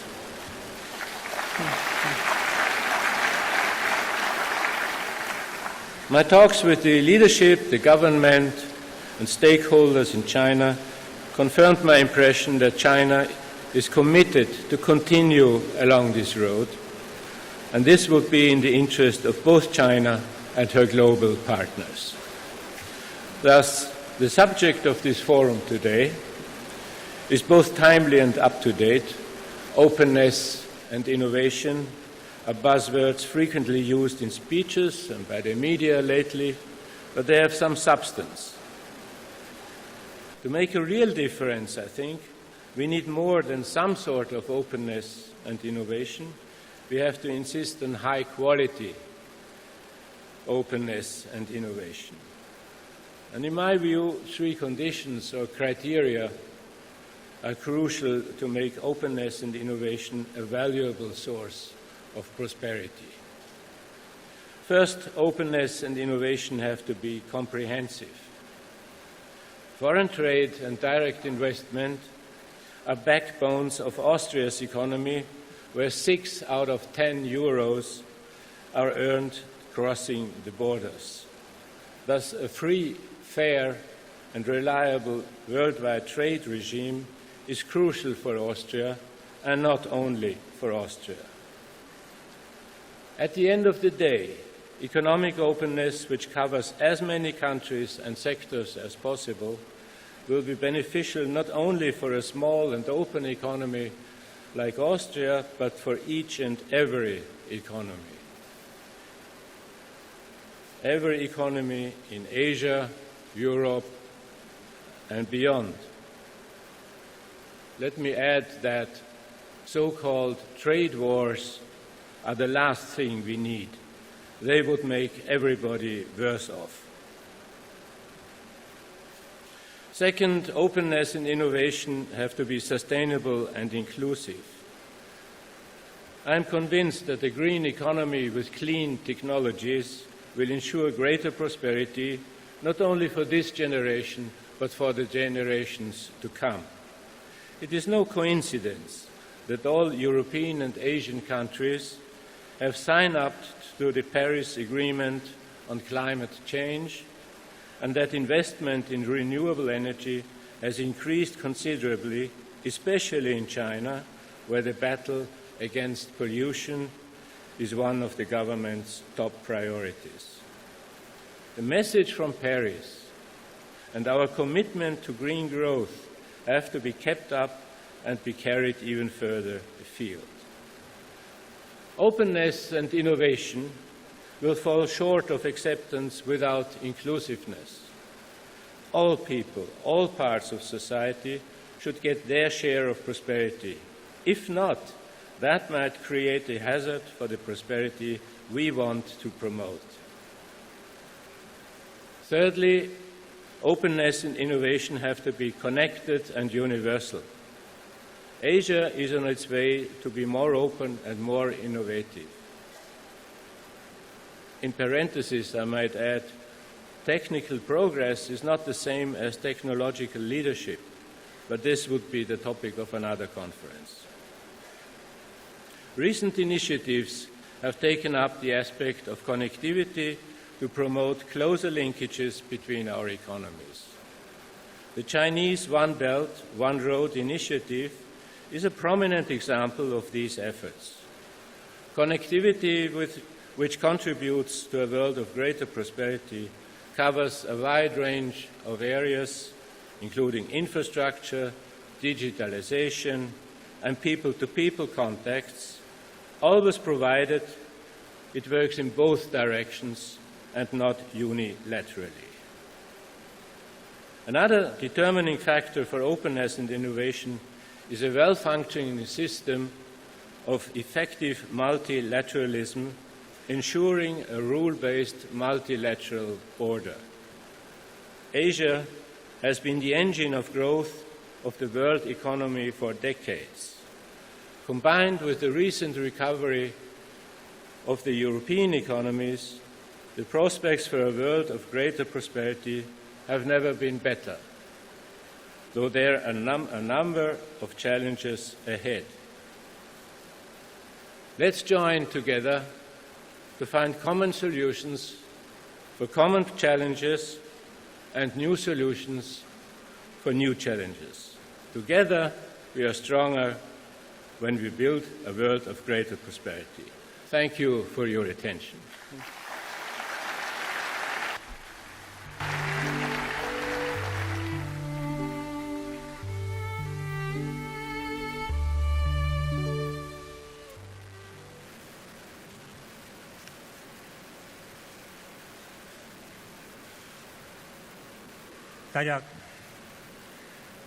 Let's welcome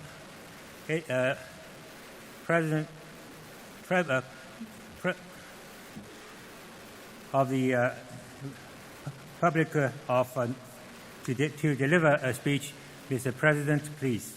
President of the Republic of the Philippines to deliver a speech. Mr. President, please.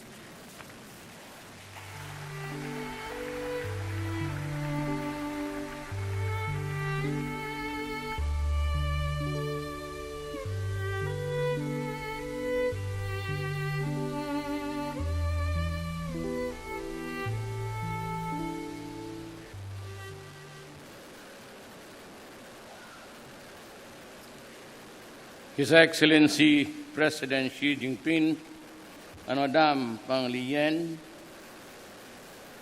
Their Excellencies, Heads of States and Government are here at the Boao Forum for Asia Annual Conference, other distinguished guests, ladies and gentlemen. Good morning, and thank you for inviting me to speak before you today. I come to the Boao Forum for Asia convinced that the collective prosperity is not just a dream but a reality that we can achieve for our nations, for our peoples, and for our regions. There is reason for hope. Asia is projected to continue its growth to the year 2050. By then, our generation is seen, and the region itself account for more than half of the world's GDP. The building blocks are there. Asia's major economies are providing models for which smaller ones can learn. Developing economies are slowly hitting the demographic sweet spot. They are also making steady strides in economic growth and human development. And increasingly regional institutions, such as Hsien, are moving forward towards integration in many forms. As an engine of growth, Asia is poised to make a larger footprint on the global economy. And every country in Asia, big or small, has a role to play on its own contribution to make. Far too long, the Philippines has nurtured the dream of a comfortable life for our citizens. We want a society where there are opportunities for all. We want a nation where the hardworking, the talented, and the law-abiding can advance together and move to the socio-economic ladder.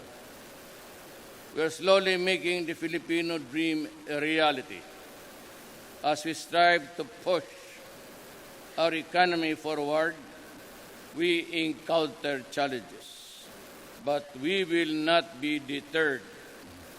We seek to partner with responsible businesses, homegrown and foreign-based, to drive the progress we envision. We have made considerable headway. We have improved the peace and order situation.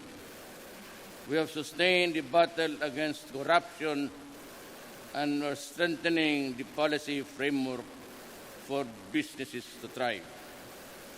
To me, along with the illegal drug trade and terrorism and corruption, which are a pernicious and rotten social disease that devours my country. With good governance as a basis for a sound economic policy, the Philippines will do more to increase investments in the country, particularly in infrastructure, innovation, and interconnectivity. Our milestones are ambitious. We will spend 5 to 7% on infrastructure, reduce poverty from 22% in 2015 to 14% by 2022. We need to achieve growth of 7 to 8% every year up to 2022. Our build program will provide the solid backbone for growth. This will continue to upgrade infrastructure, connect more people and communities, and create more jobs. Already, we have started a 3-year rolling program amounting to over 69 billion until 2022. We are investing on innovation in government processes and technology and in human development. By 2022, the Philippines sees itself as joining the top 1/3 of the Global Innovation Index. We will empower more Filipinos for better skills, expertise, and with our Innovation Council under the Department of Science and Technology, we will improve the competitiveness and productivity of our MSMEs. With greater access to technology and financing, we will apply science, technology, and innovation in agriculture and in the same industries. We will invest in improving research and development and intensify international cooperation in this area. We are willing to learn from others. Finally, the Philippines will remain committed to interconnectivity, both in functional terms and in political engagements and cooperation with our friends and neighbors. We will harness the potential for shared growth in our region and beyond. As ASEAN Chair, we helped in the building of the rules-based and ASEAN-centered regional architecture to continue to pursue this goal. Bilaterally, the Philippines is showing how complex relations are, but not a bar to positive and mutually beneficial engagement.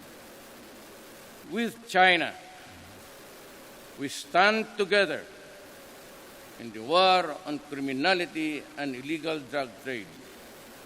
We are shoulder to shoulder in the fight against terrorism and violent extremism. Make no mistake, there can be no progress without stability in Indonesia's lands and waters. As sovereign equals, the Philippines and China are partners in the building of the much-needed infrastructure, which are the building blocks and bridges for greater understanding between our two peoples. We are working together on strengthening economic complementaries. Let me say it again. The Philippines' destiny is in Asia. The Philippines is ready to work with all nations in the region to seek friendship and cooperation. We have a stake as well as responsibilities in forging of a more prosperous continent and world. This is what means big or small should act on collectively when we leave Boao. Cooperate, coordinate, collaborate, so we can achieve our shared dream of prosperity for all. Thank you.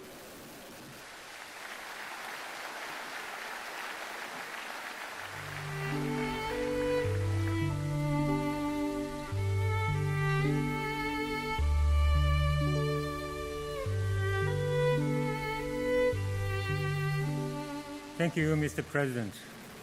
Next, let's welcome His Excellency Khalil Asuh, Prime Minister of Mongolia, to deliver a speech. Mr. Prime Minister, please.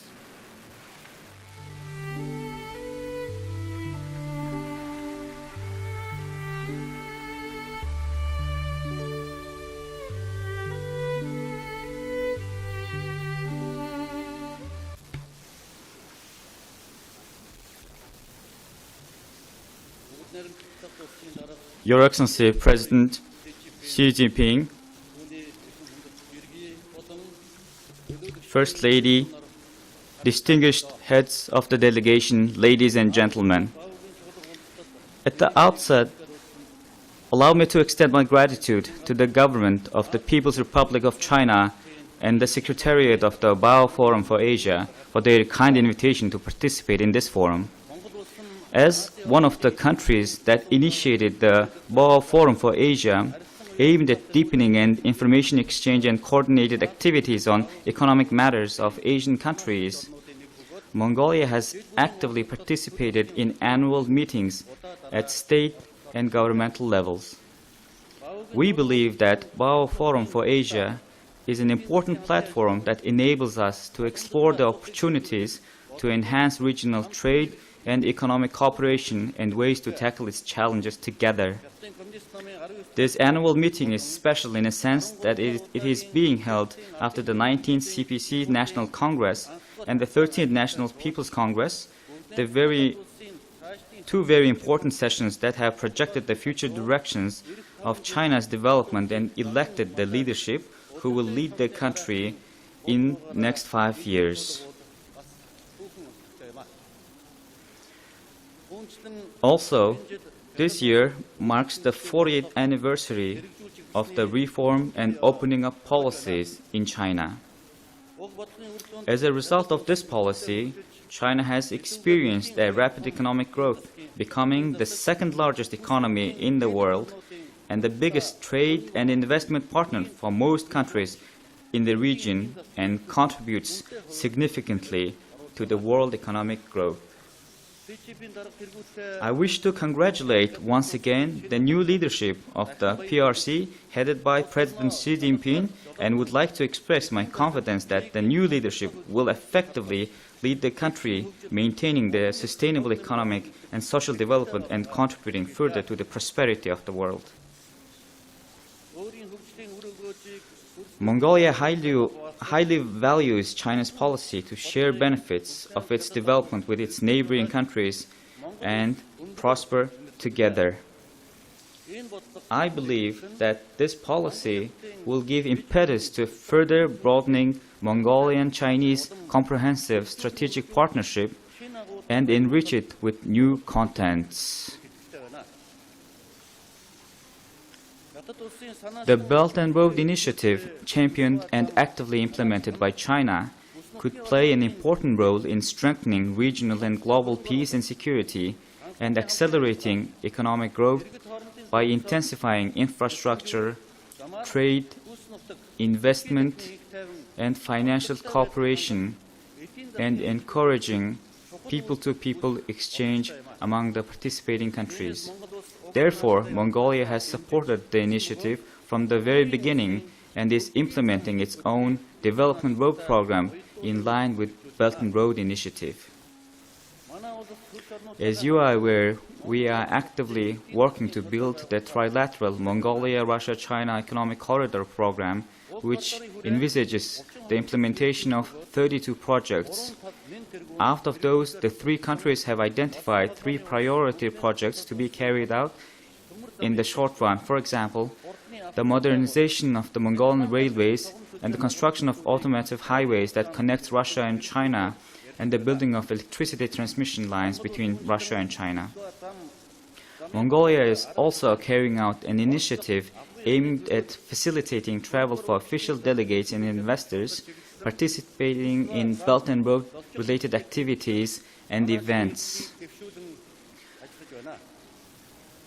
Within the Belt and Road Travel Facilitation Initiative, we have created a special lane at the border control points and introduced simplified visa procedures for the above category of travelers. People-to-people exchange is another important component of the Belt and Road Initiative. In this regard, I would like to emphasize that it's crucial to organize cultural, sports, and tourism events and activities in a broader scope in order to deepen common understanding among the people of the participating countries. Ladies and gentlemen, I believe that today's forum, taking place under the theme Open and Innovative Asia for a World of Greater Prosperity, is due to pressing issues of the economic development in the region. Economies of Asian countries have rapidly developed over the last 40 years, and their share in global economy has significantly increased. In order to further ensure sustainable economic growth, Asian countries need to create a new growth engine by deepening economic structure reform and pursuing innovation-driven development. As for Mongolia, we are working towards creating favorable legal environment to finance its innovation projects in order to promote innovation in the country. The law on innovation, implemented since 2012, encourages the entities and enterprises that promote and fund innovation with certain incentives. Innovation is developed as a result of hard work by researchers and scholars, but its impact spreads beyond borders. Therefore, Mongolia is keen to deepen cooperation on innovation with neighboring countries and countries in the region. I am confident that the intergovernmental agreement on production capacity and investment cooperation signed during my visit to China will give an impetus to deepen cooperation between the two countries in applying innovation in production and introducing advanced technology. Despite Mongolia has been facing certain economic challenges in recent years, I am pleased to note that our economic growth has seen recovery thanks to active cooperation of the government and people with partnering countries and international financial institutions. Real economic growth of Mongolia was 1.2% in 2016, while it reached 5.3% in 2017. Trade turnover has increased by 27% compared to the previous year. We are also seeing positive tendencies in our budget revenue, foreign currency reserve, and inflation rate. Foreign direct investment has reached $1.5 billion, an increase by 2.5 times compared to the previous year, which indicates that investor confidence is being restored. Our government will continue carrying out its policies and activities to stabilize investment environment and protect legal rights of investors.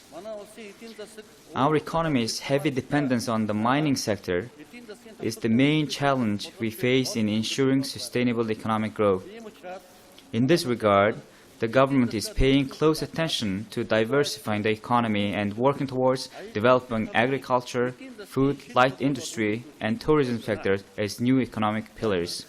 Ladies and gentlemen, Asian countries achieved a high economic growth within a relatively short period of time as they consistently pursued policies of deepening economic integration as well as trade and investment liberalization. Nowadays, as we witness rising protectionist trends in some countries and regions, Asian countries need to stand against it and promote more open and inclusive trade and economic relations which will benefit the global development. Unfolding processes and mechanisms in the Asia-Pacific region, such as APEC and East Asia Summit, as well as trade arrangements in discussion, such as Trans-Pacific Partnership, Regional Comprehensive Economic Partnership, and Asia-Pacific Free Trade Area, mostly include more developed countries, while smaller developing countries are being excluded. We are in view of that this kind of non-inclusive approach needs to be changed. In conclusion, Mongolia would like to reiterate Mongolia's commitment to pursue its policy of developing mutually beneficial economic cooperation and engaging actively in regional political and economic processes. In this regard, we are interested in cooperating in a broader scope with neighboring countries and countries in the region. Thank you for your attention.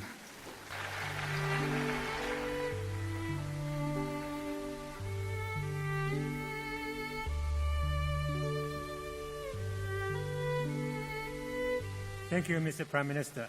Next, let's welcome His Excellency Mark Rutte, Prime Minister of the Netherlands, to deliver a speech. Mr. Prime Minister, please.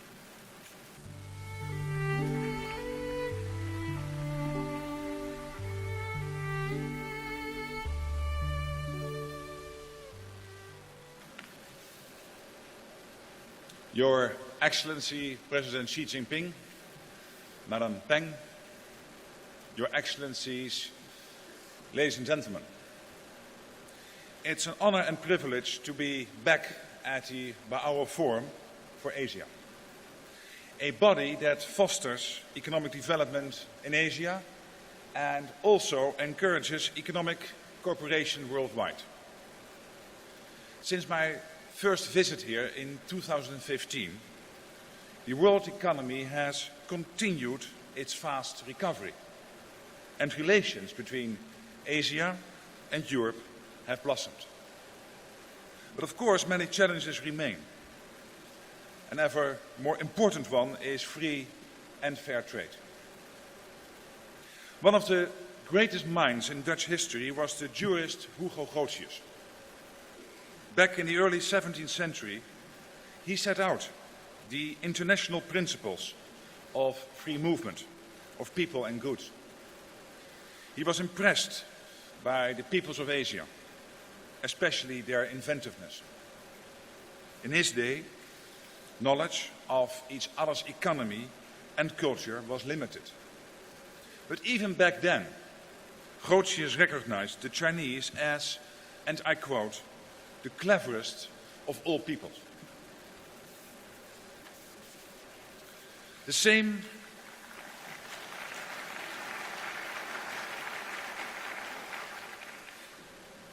outward-looking spirit and curiosity are at the heart of this forum about openness and innovation. I firmly believe that free and fair trade relations promote these concepts, as Hugo Grotius wrote over 4 centuries ago.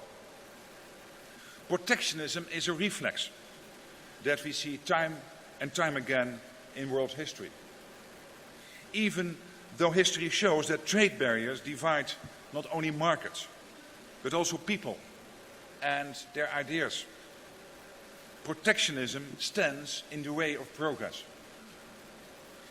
I believe that international trade should not be a zero-sum game. Free trade isn't about how to divide the cake, but how to make the cake bigger. It's free and fair. There's added value for everybody. I say this as the Prime Minister of an open trading economy that relies on imports and exports for almost a third of its national income and employment.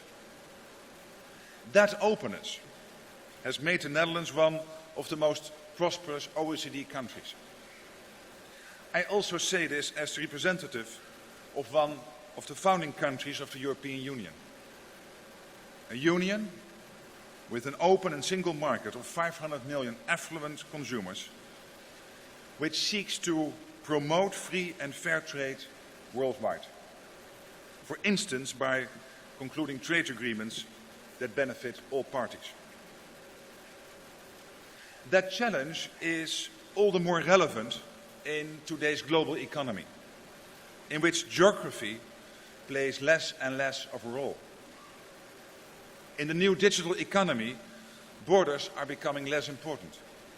Companies can choose where they do business, and information and knowledge can spread easily.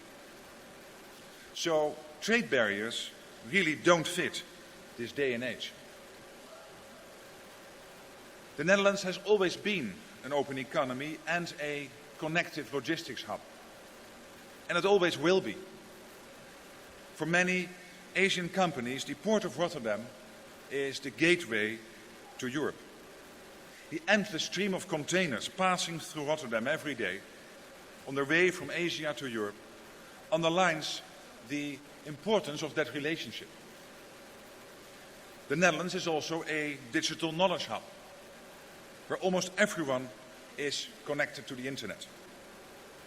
And that type of connectivity is becoming more and more crucial for international trade. Today, I have two key messages. First, I call on you, our Asian friends and partners, to reaffirm our collective interest in free and fair trade and a free and fair multilateral trade system. Openness and innovation are vital for a world of greater prosperity. So the theme of this Boao Forum for Asia is spot on. But putting these concepts into practice will remain a challenge. Together, we must move forward on promoting cross-border digital trade, services trade, transfer of knowledge, and transparent and fair competition on a level playing field. The Netherlands will always welcome initiatives in these areas. And in this spirit, we will work within the EU to see how best we can collaborate on President Xi's Belt and Road Initiative. Second, together we should reaffirm and support the mission of the World Trade Organization, achieving open and free trade for the benefit of all. In a complex world of interlinked and digital opportunities, this mission has lost none of its relevance. And it's in the interest of Asia, Europe, and other regions to make it happen. Ladies and gentlemen, around the same time that Hugo Grotius was writing a book on the free movement of people and goods, the first Dutch merchants were reaching the shores of Asia, landing at Hainan to trade and learn. 4 centuries later, we have come here to do the same and to forge new partnerships. Working together in a system of free and fair trade is our best way forward. Thank you.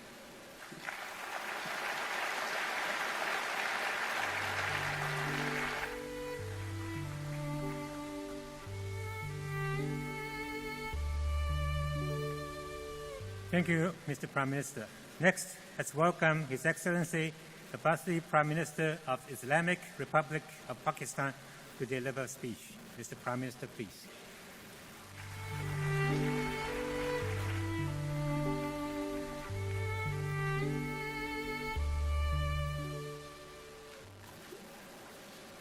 Bismillahirrahmanirrahim.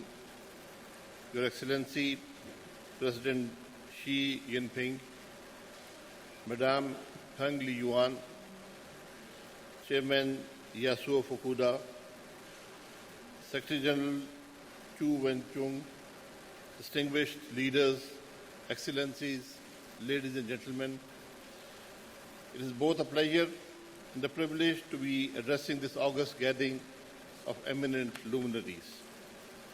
Let me at the outset thank our hosts, the Boao Forum, and the government of the People's Republic of China for extending us, as always, very warm and generous hospitality.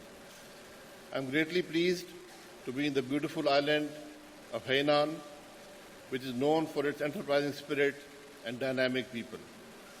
Hainan's transformation mirrors the profound changes underway in China and the rest of Asia.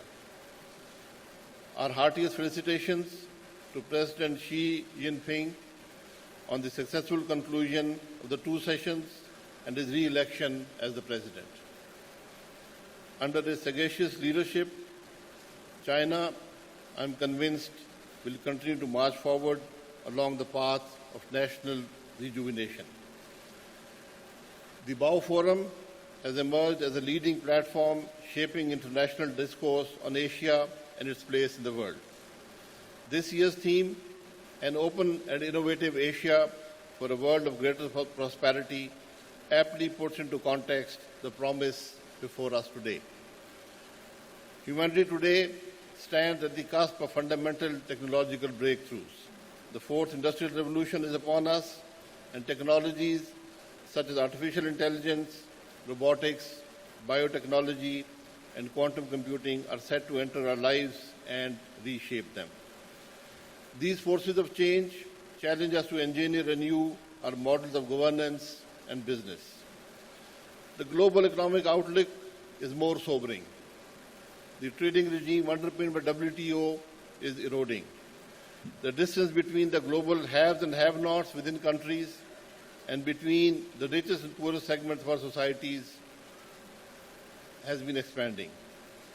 The dark clouds of protectionism are getting darker. As nations look inwards and turn their backs on globalization, we in Asia confront a strategic choice, whether to follow suit or to script an alternative, more hopeful vision for our future. Ladies and gentlemen, as home to the majority of the world population, custodian of a large portion of its natural resources, and a conduit for trade by land and sea, Asia continues to demonstrate its growing centrality to the economic order. In 2017, nearly 1/3 of worldwide economic growth came from the Asia-Pacific region, the bulk of it from China. As the Asian century dawns, it is incumbent upon us to realize our real potential and rediscover the wisdom that resides within. Our coordinated and tailored approaches must incorporate the enterprising spirit of our peoples and their common aspirations for a better life. They must include embracing structural reform, strengthening regional institutions, increasing connectivity, leveraging technology, and investing in human capital. Ladies and gentlemen, Pakistan views China's meteoric rise and growing stature with immense satisfaction and great pride. Over 4 decades of reform, China has achieved enviable growth, lifted hundreds of millions out of poverty, and transformed the face of the global economy. Today, China is a global leader in addressing climate change, in global trade, in promoting equitable development and a sustainable world. I am happy to note that this conference will have dedicated sessions on China's successful journey of reform. President Xi's historic Belt and Road Initiative has become a global public good, beneficial to all and bringing equality to an unequal world. This visionary and futuristic initiative is a win-win proposition aimed at bringing shared prosperity for all. Pakistan sees it as an initiative of generational impact, which will shape the course of the 21st century.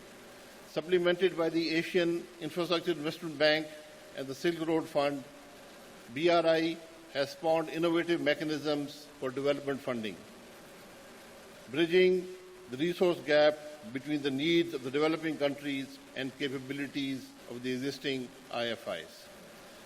Excellencies, in the annals of history, Sino-Pakistan relations find no parallel. In every sense, we are iron brothers. In our region, our friendship is the bedrock of strategic stability. It is but natural for Pakistan to take the lead in partnering with China to usher in a new era of peace and prosperity through enhanced connectivity. In Pakistan today, step by step, brick by brick, a brave new Asia is taking shape. The China-Pakistan Economic Corridor, the flagship project of the BRI, is fast reaching fruition. It is an excellent example of an open, coordinated and inclusive development paradigm that benefits all stakeholders. At the southern tip of this corridor, development of the deep sea port of Gwadar is proceeding at a fast track. On completion, it will not only serve as a transit and transshipment hub, but will become an economic nucleus. Besides Pakistan, it will afford shortest maritime and overland access to Western China, Central and South Asia, and the Middle East. We have already begun reaping dividends of CPEC rail, road, and infrastructure projects. CPEC investment and its spin-off effects have generated thousands of jobs. 10,000 megawatts of power have been added to our national grid, ameliorating our chronic energy shortages. Establishment of several special economic zones along our highways and motorways is integral to CPEC plans. Pakistan aims to offer tailored incentive packages for the SEZs. We are confident that these zones will catalyze the development of innovation-based industries in Pakistan. Ladies and gentlemen, Pakistan's economy is growing at around 6% per annum, the highest in a decade. Our capital markets have lately been upgraded from frontier to emerging market status. Over the medium term, our growth rates are expected to surpass global averages. And by 2050, we will be the world's 15th largest economy. Our population of 207 million reflects immense human resource potential besides a large consumer base. Gelled together, these two intrinsic strengths portend immense business opportunities. Take telecom and IT. Pakistan is home to 140 million cellular subscribers. Internet and broadband services have penetrated every nook and corner of the country. Our e-commerce is projected to grow into a multi-billion-dollar industry. Lately, giants such as Alibaba and telecom sector companies from around the globe have shown strong interest in setting up facilities in Pakistan. It is our earnest desire to see the arc of investment expand further and to welcome entrepreneurs and investors from around the world to our SEZs. Connectivity remains the cornerstone of our plans as a major driving force behind our overlapping membership of regional platforms of ECO, SAARC, and the SCO. It is also our desire to see the networks of highways, railways, energy grids, and connectivity nodes spread organically region-wide. It is for the same reason we have consistently supported trans-regional projects such as TAPI and CASA 1000. As a new member of SCO, Pakistan aims to play a most productive role in utilizing this platform to integrate further with the region. Ladies and gentlemen, I firmly believe that development and security remain intrinsically indivisible. Only by spreading the dividends of open trade and shared innovation will we be able to promote tolerance and amity and deny space to extremism. The China-Pakistan-Afghanistan trilateral framework is aimed at achieving these very objectives. Ladies and gentlemen, the fabled Silk Route reminds us that innovation blossoms in the rich milieu of openness, one where cultures and commerce, ideas and information, goods and services, consumers and capital move and mingle freely. That highway is our proud common heritage. In the BRI, we have the opportunity to recreate a future in the image of its glorious legacy. Let me conclude with a Chinese saying, the man who moves mountains begins by carrying away small stones. It is time to lift stones. It is time to move mountains. Thank you very much.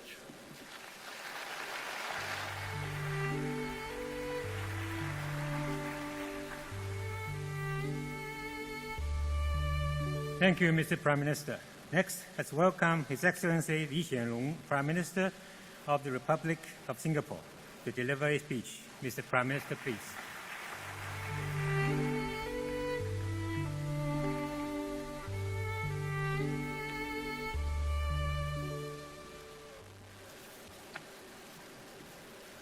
Your Excellency, President Xi Jinping and Madam Peng Liyuan, fellow leaders, ladies and gentlemen, the theme for this year's Boao Forum, an open and innovative Asia for a world of greater prosperity, is appropriate and timely, and I thank President Xi for his keynote address and my fellow leaders for their insights and perspectives from each of their different positions on this shared issue that we all face.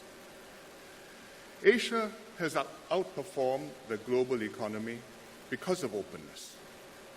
Individual economies have liberalized and opened up, notably China with its 改革开放, liberalization and open up over 40 years. Externally, other countries too, like India and the ASEAN countries in Southeast Asia, have pursued similar economic policies and thrived. Externally, countries have benefited from an open, rules-based international order and a multilateral trading system. This has fostered economic cooperation within the region and deepened interdependence between the Asian countries and the US, Europe, and rest of the world. Asia's economic prospects are good. This year, the World Bank forecasts that East Asia and the Pacific will grow by 6.2%, double the expected global growth of 3.1%. But to sustain Asia's dynamism, countries have to remain open and connected to one another, and the multilateral WTO system must hold up as the basis for global trade and commerce. And this cannot be taken for granted, because to keep this international framework in good order, countries will have to adjust with the times, bring up to date their policies and international institutions to account for changes in the strategic and economic balance. Perhaps the most far-reaching change thus far has been the rise of China. Since China joined the WTO in 2001, its weight in the global economy and its share of world trade has grown enormously.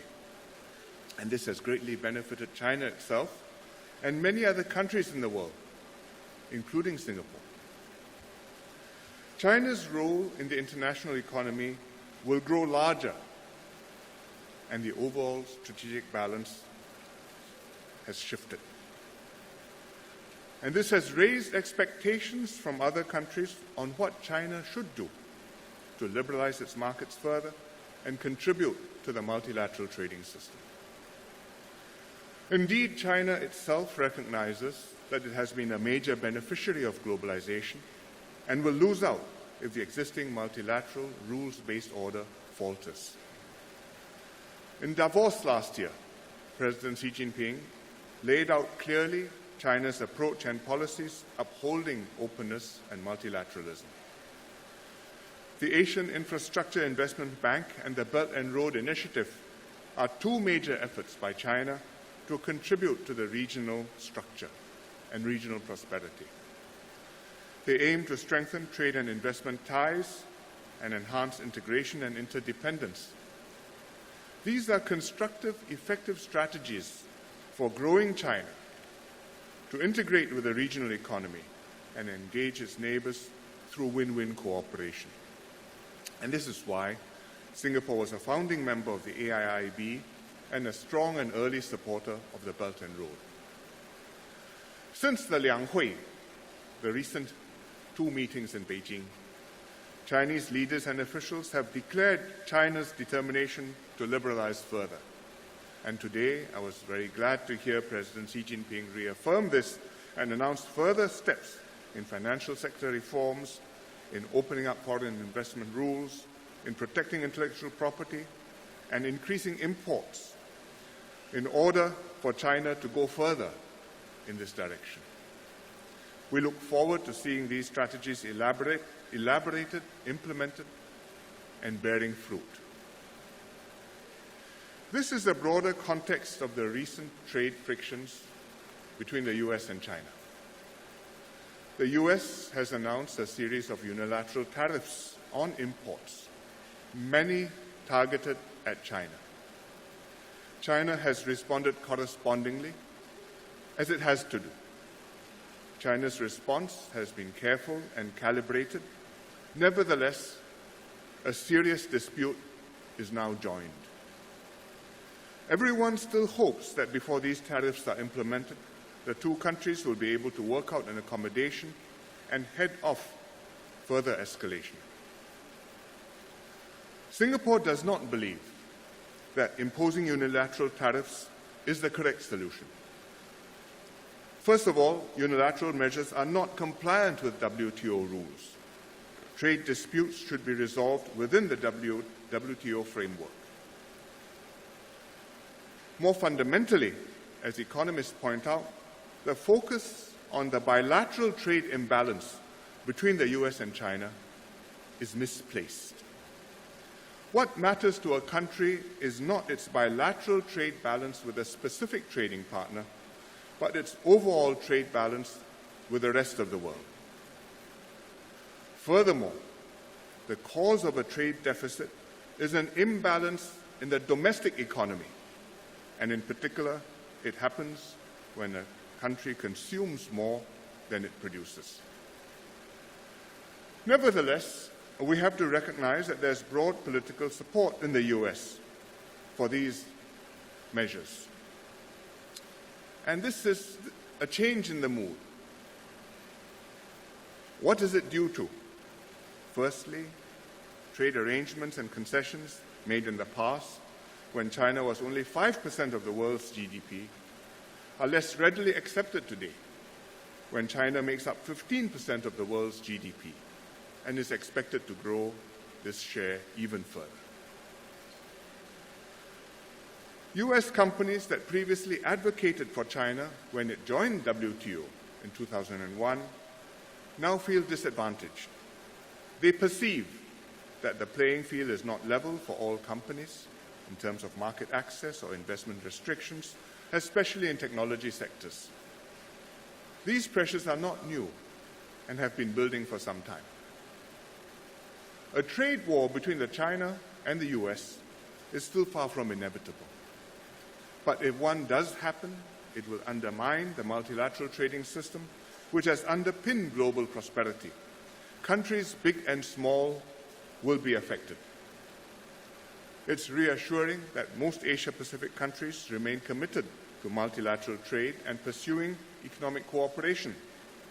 For example, through the Comprehensive and Progressive Trans-Pacific Partnership Agreement and also the Regional Comprehensive Economic Partnership negotiations.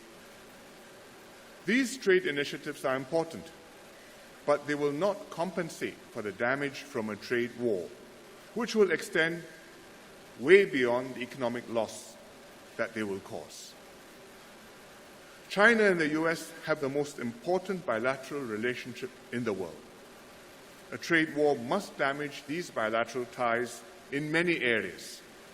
Surely, It will make it much harder for the two countries to cooperate on climate change, non-proliferation, regional security, and denuclearization of the Korean Peninsula. None of these issues can be solved without the full participation of both countries. And if the disputes escalate and destabilize US-China relations, the consequences for the world could be catastrophic. There will always be competition between the major powers, but it makes all the difference whether competition takes place within a framework of interdependence and generally accepted rules of the game. Because what is ultimately at stake is war and peace, the security and stability of the world. In international affairs, one of China's strengths has always been its ability to take a strategic and long-term view. It is in China's fundamental interests to contribute more to strengthening multilateralism in keeping with its larger weight in the world, and it's vital that China do so now at this testing moment in international relations. I'm confident that China will handle this challenge well, safeguard its own interests, and keep the global system open and inclusive. And this will create an international environment that will enable China to attain its two centenary goals and also enable other countries to grow and prosper in a stable and peaceful world. Thank you very much.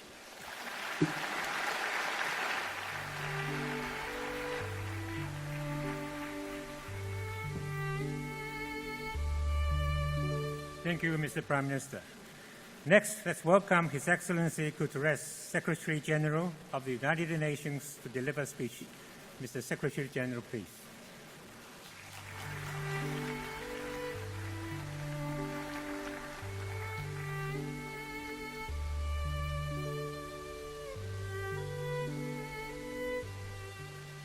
Honorable President Xi Jinping, distinguished heads of state and government, excellencies, ladies and gentlemen.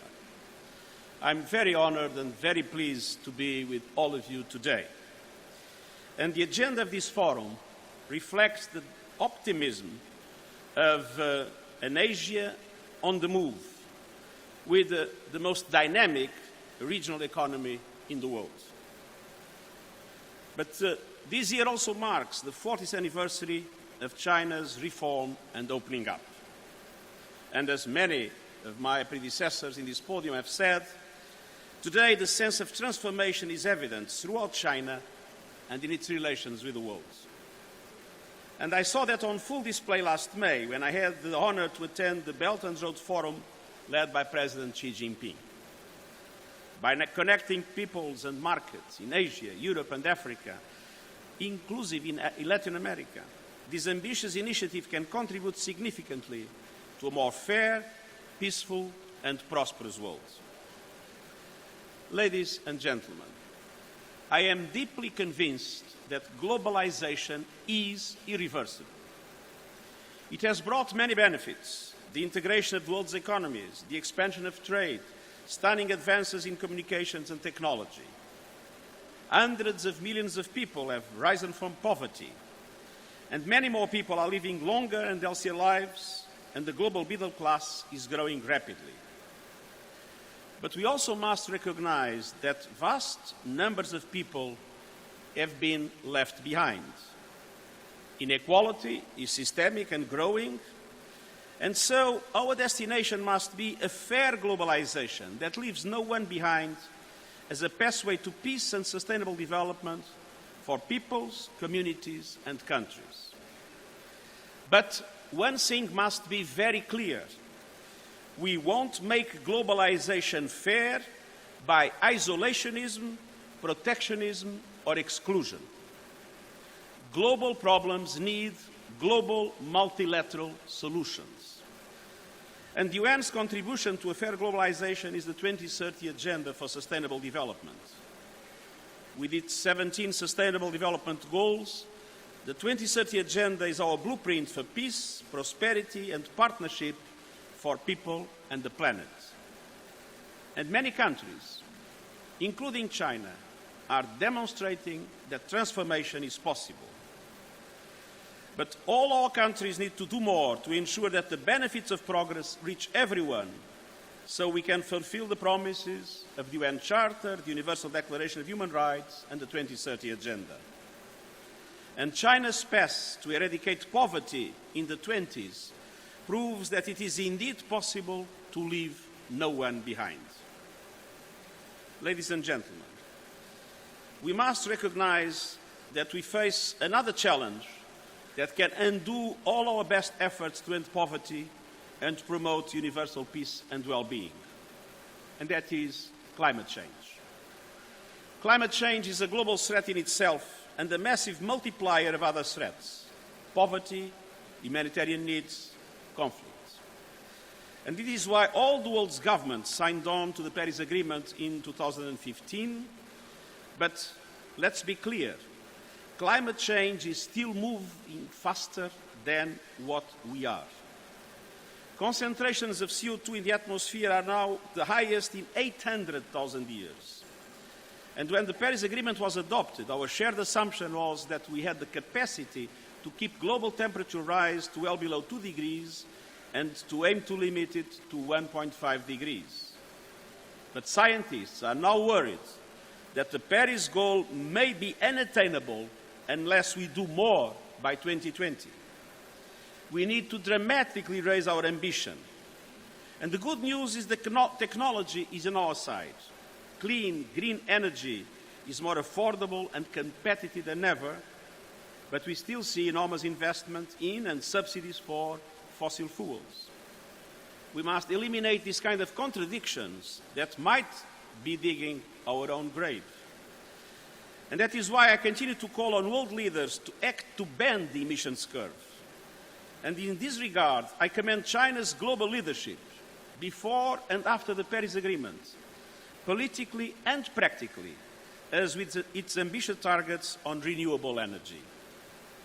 Next year, as you know, I will convene a climate summit aimed at raising ambition. Science demands it, the global economy needs it, and humanity depends on it. And what the world needs is a race to the top with political will, innovation, financing, and partnerships. We need it to rise to the climate challenge and to achieve the Sustainable Development Goals. And this forum is a welcome addition to our efforts to increase ambition, to build a, and I quote President Xi Jinping, community of shared future for humankind, with peace, prosperity, opportunity, and dignity for all people everywhere. I thank you for your commitment and hope that your discussions will be very productive. Thank you very much.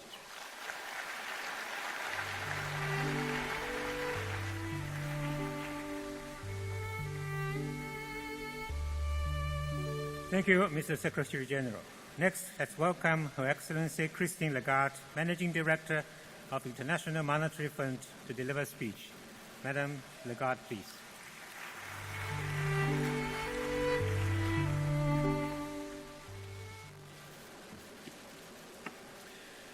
President Xi, Madam Peng, Excellencies, honorable guests, good morning. 66% of 3.9 times 2 equal Asia. What do I mean? Asia contributes 2/3 of global growth, forecasted at 3.9% this year and next. That tells us the importance of this region. To borrow from one of our French female famous writer of the last century, who said, "Your life begins at 40. I congratulate you, President Xi, for this new life that you have identified, for the openness that you have celebrated and advocated, for the innovation and inclusiveness that you have encouraged. And you have not only been saying that in general terms, you've been very specific, opening sectors, banking, insurance, automotive, removing caps, reducing barriers, providing a more business-friendly environment. You've advocated openness. So as you have been very practical, let me advocate the benefit of closing a few gaps, because it will help the openness that you've advocated. And I will refer to 3 gaps only. The first gap is the digital gap applied to finance. Asia, relative to the rest of the world, has probably the smallest digital gap. Yet, deciding to close that gap, in particular in favor of women, and if you were to close that gap between the least integrated Asian countries to reach the average of all the others, you would simply add 1 full percentage of GDP on a per capita basis. That's gap number 1. Gap number 2 is what I call the regulatory gap. In Asia, we see blossoming of fintech, yet those fintechs are disclosing regulatory gaps, which, if not closed both domestically and on a cross-border basis, can actually lead to systemic risks, and you want to guard against that, transform safely, and be more inclusive. The third gap is a very interesting one. It's the one that I call the innovation gap. We are just publishing new IMF research, which not only, as we normally and always do, celebrate the value of trade and its contribution to growth, but it identifies how trade actually facilitates the sharing of technology. And that's another gap that can be closed. Up until now, innovation, new technologies belong to a very small group of countries. That is shifting, that is changing. 2/3 of the world robots are to be found in this region, predominantly Japan, Korea, and China. This needs to be continued. And it is through that trade that innovation will continue to be shared, and that Asia, from being a net importer of technology, will also become a net exporter of technology. And it is through those progress that you have identified, President Xi, in particular the protection of intellectual property for all, China and foreign companies alike, that this progress will actually come through. Happy next 40 years after this first success in the last 40.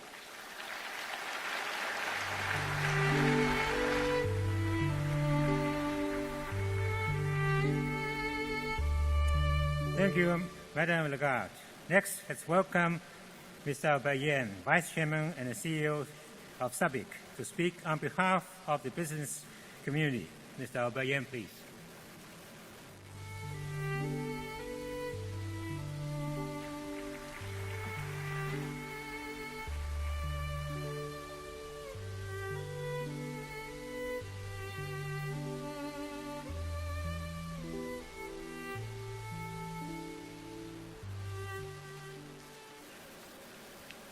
President Xi Jinping, Chairman of the Board, Mr. Fukuda, distinguished guests, ladies and gentlemen, good morning.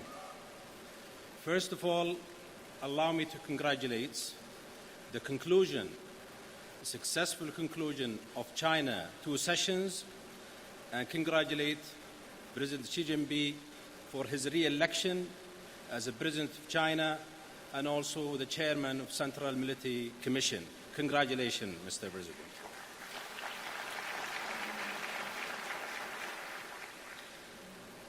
SABIC is proud to serve the 10 years of sponsorship to this important and crucial conference, and the 5th years as a strategic partners as well. Asia has been the world's greatest economy success story. Much of that prosperity is generated here in China. The fruits of its reform and opening up policy began 4 decades ago. An open and innovative world is no more as an optional, because the challenges facing our planets are very real and can only grow. People need cars, smartphones, apartments, in addition to food, clean water, and clean air. Satisfying those needs via traditional means will place unacceptable strain on the planet and planet's natural, economic, and even social resources. Innovative solutions are essential that require smart, targeted investment, which can only be carried out through a collaborative efforts and across the region and the world. It is meet these time of future needs. Saudi Arabia and China are each undertaking ambitious programs for national transformations. Saudi Arabia's Vision 2030 economic development programs complement China Belt and Road initiatives, helping strengthen relationship and drive mutually beneficial strategic engagement, China, and Middle East, and the rest of Asia. SABIC aims to be a key enablers of those critical, important programs transformations. Last year, we signed a strategic agreement with Sinovic to study opportunities for joint projects in China and Saudi Arabia. Strengthening such bonds allowed us to grow and change innovatively together while building lasting partnership. Over the next few days, let us discuss and share ideas, not only for our own benefits, but also for the benefits of the world at large. On behalf of SABIC and all participating companies, I would like to close wishing you a happy forum and successful forum, and Sheshe. Thank you.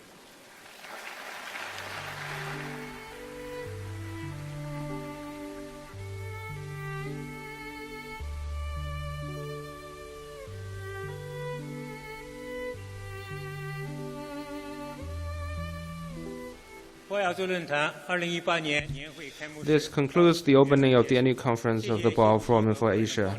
Thank you, President Xi and Madame Peng Liyuan, for your presence. Let's give a warm applause to President Xi, Madame Peng Liyuan, and the leaders attending the forum with a big applause. Please all rise to give a round of applause to leaders of China and guest countries.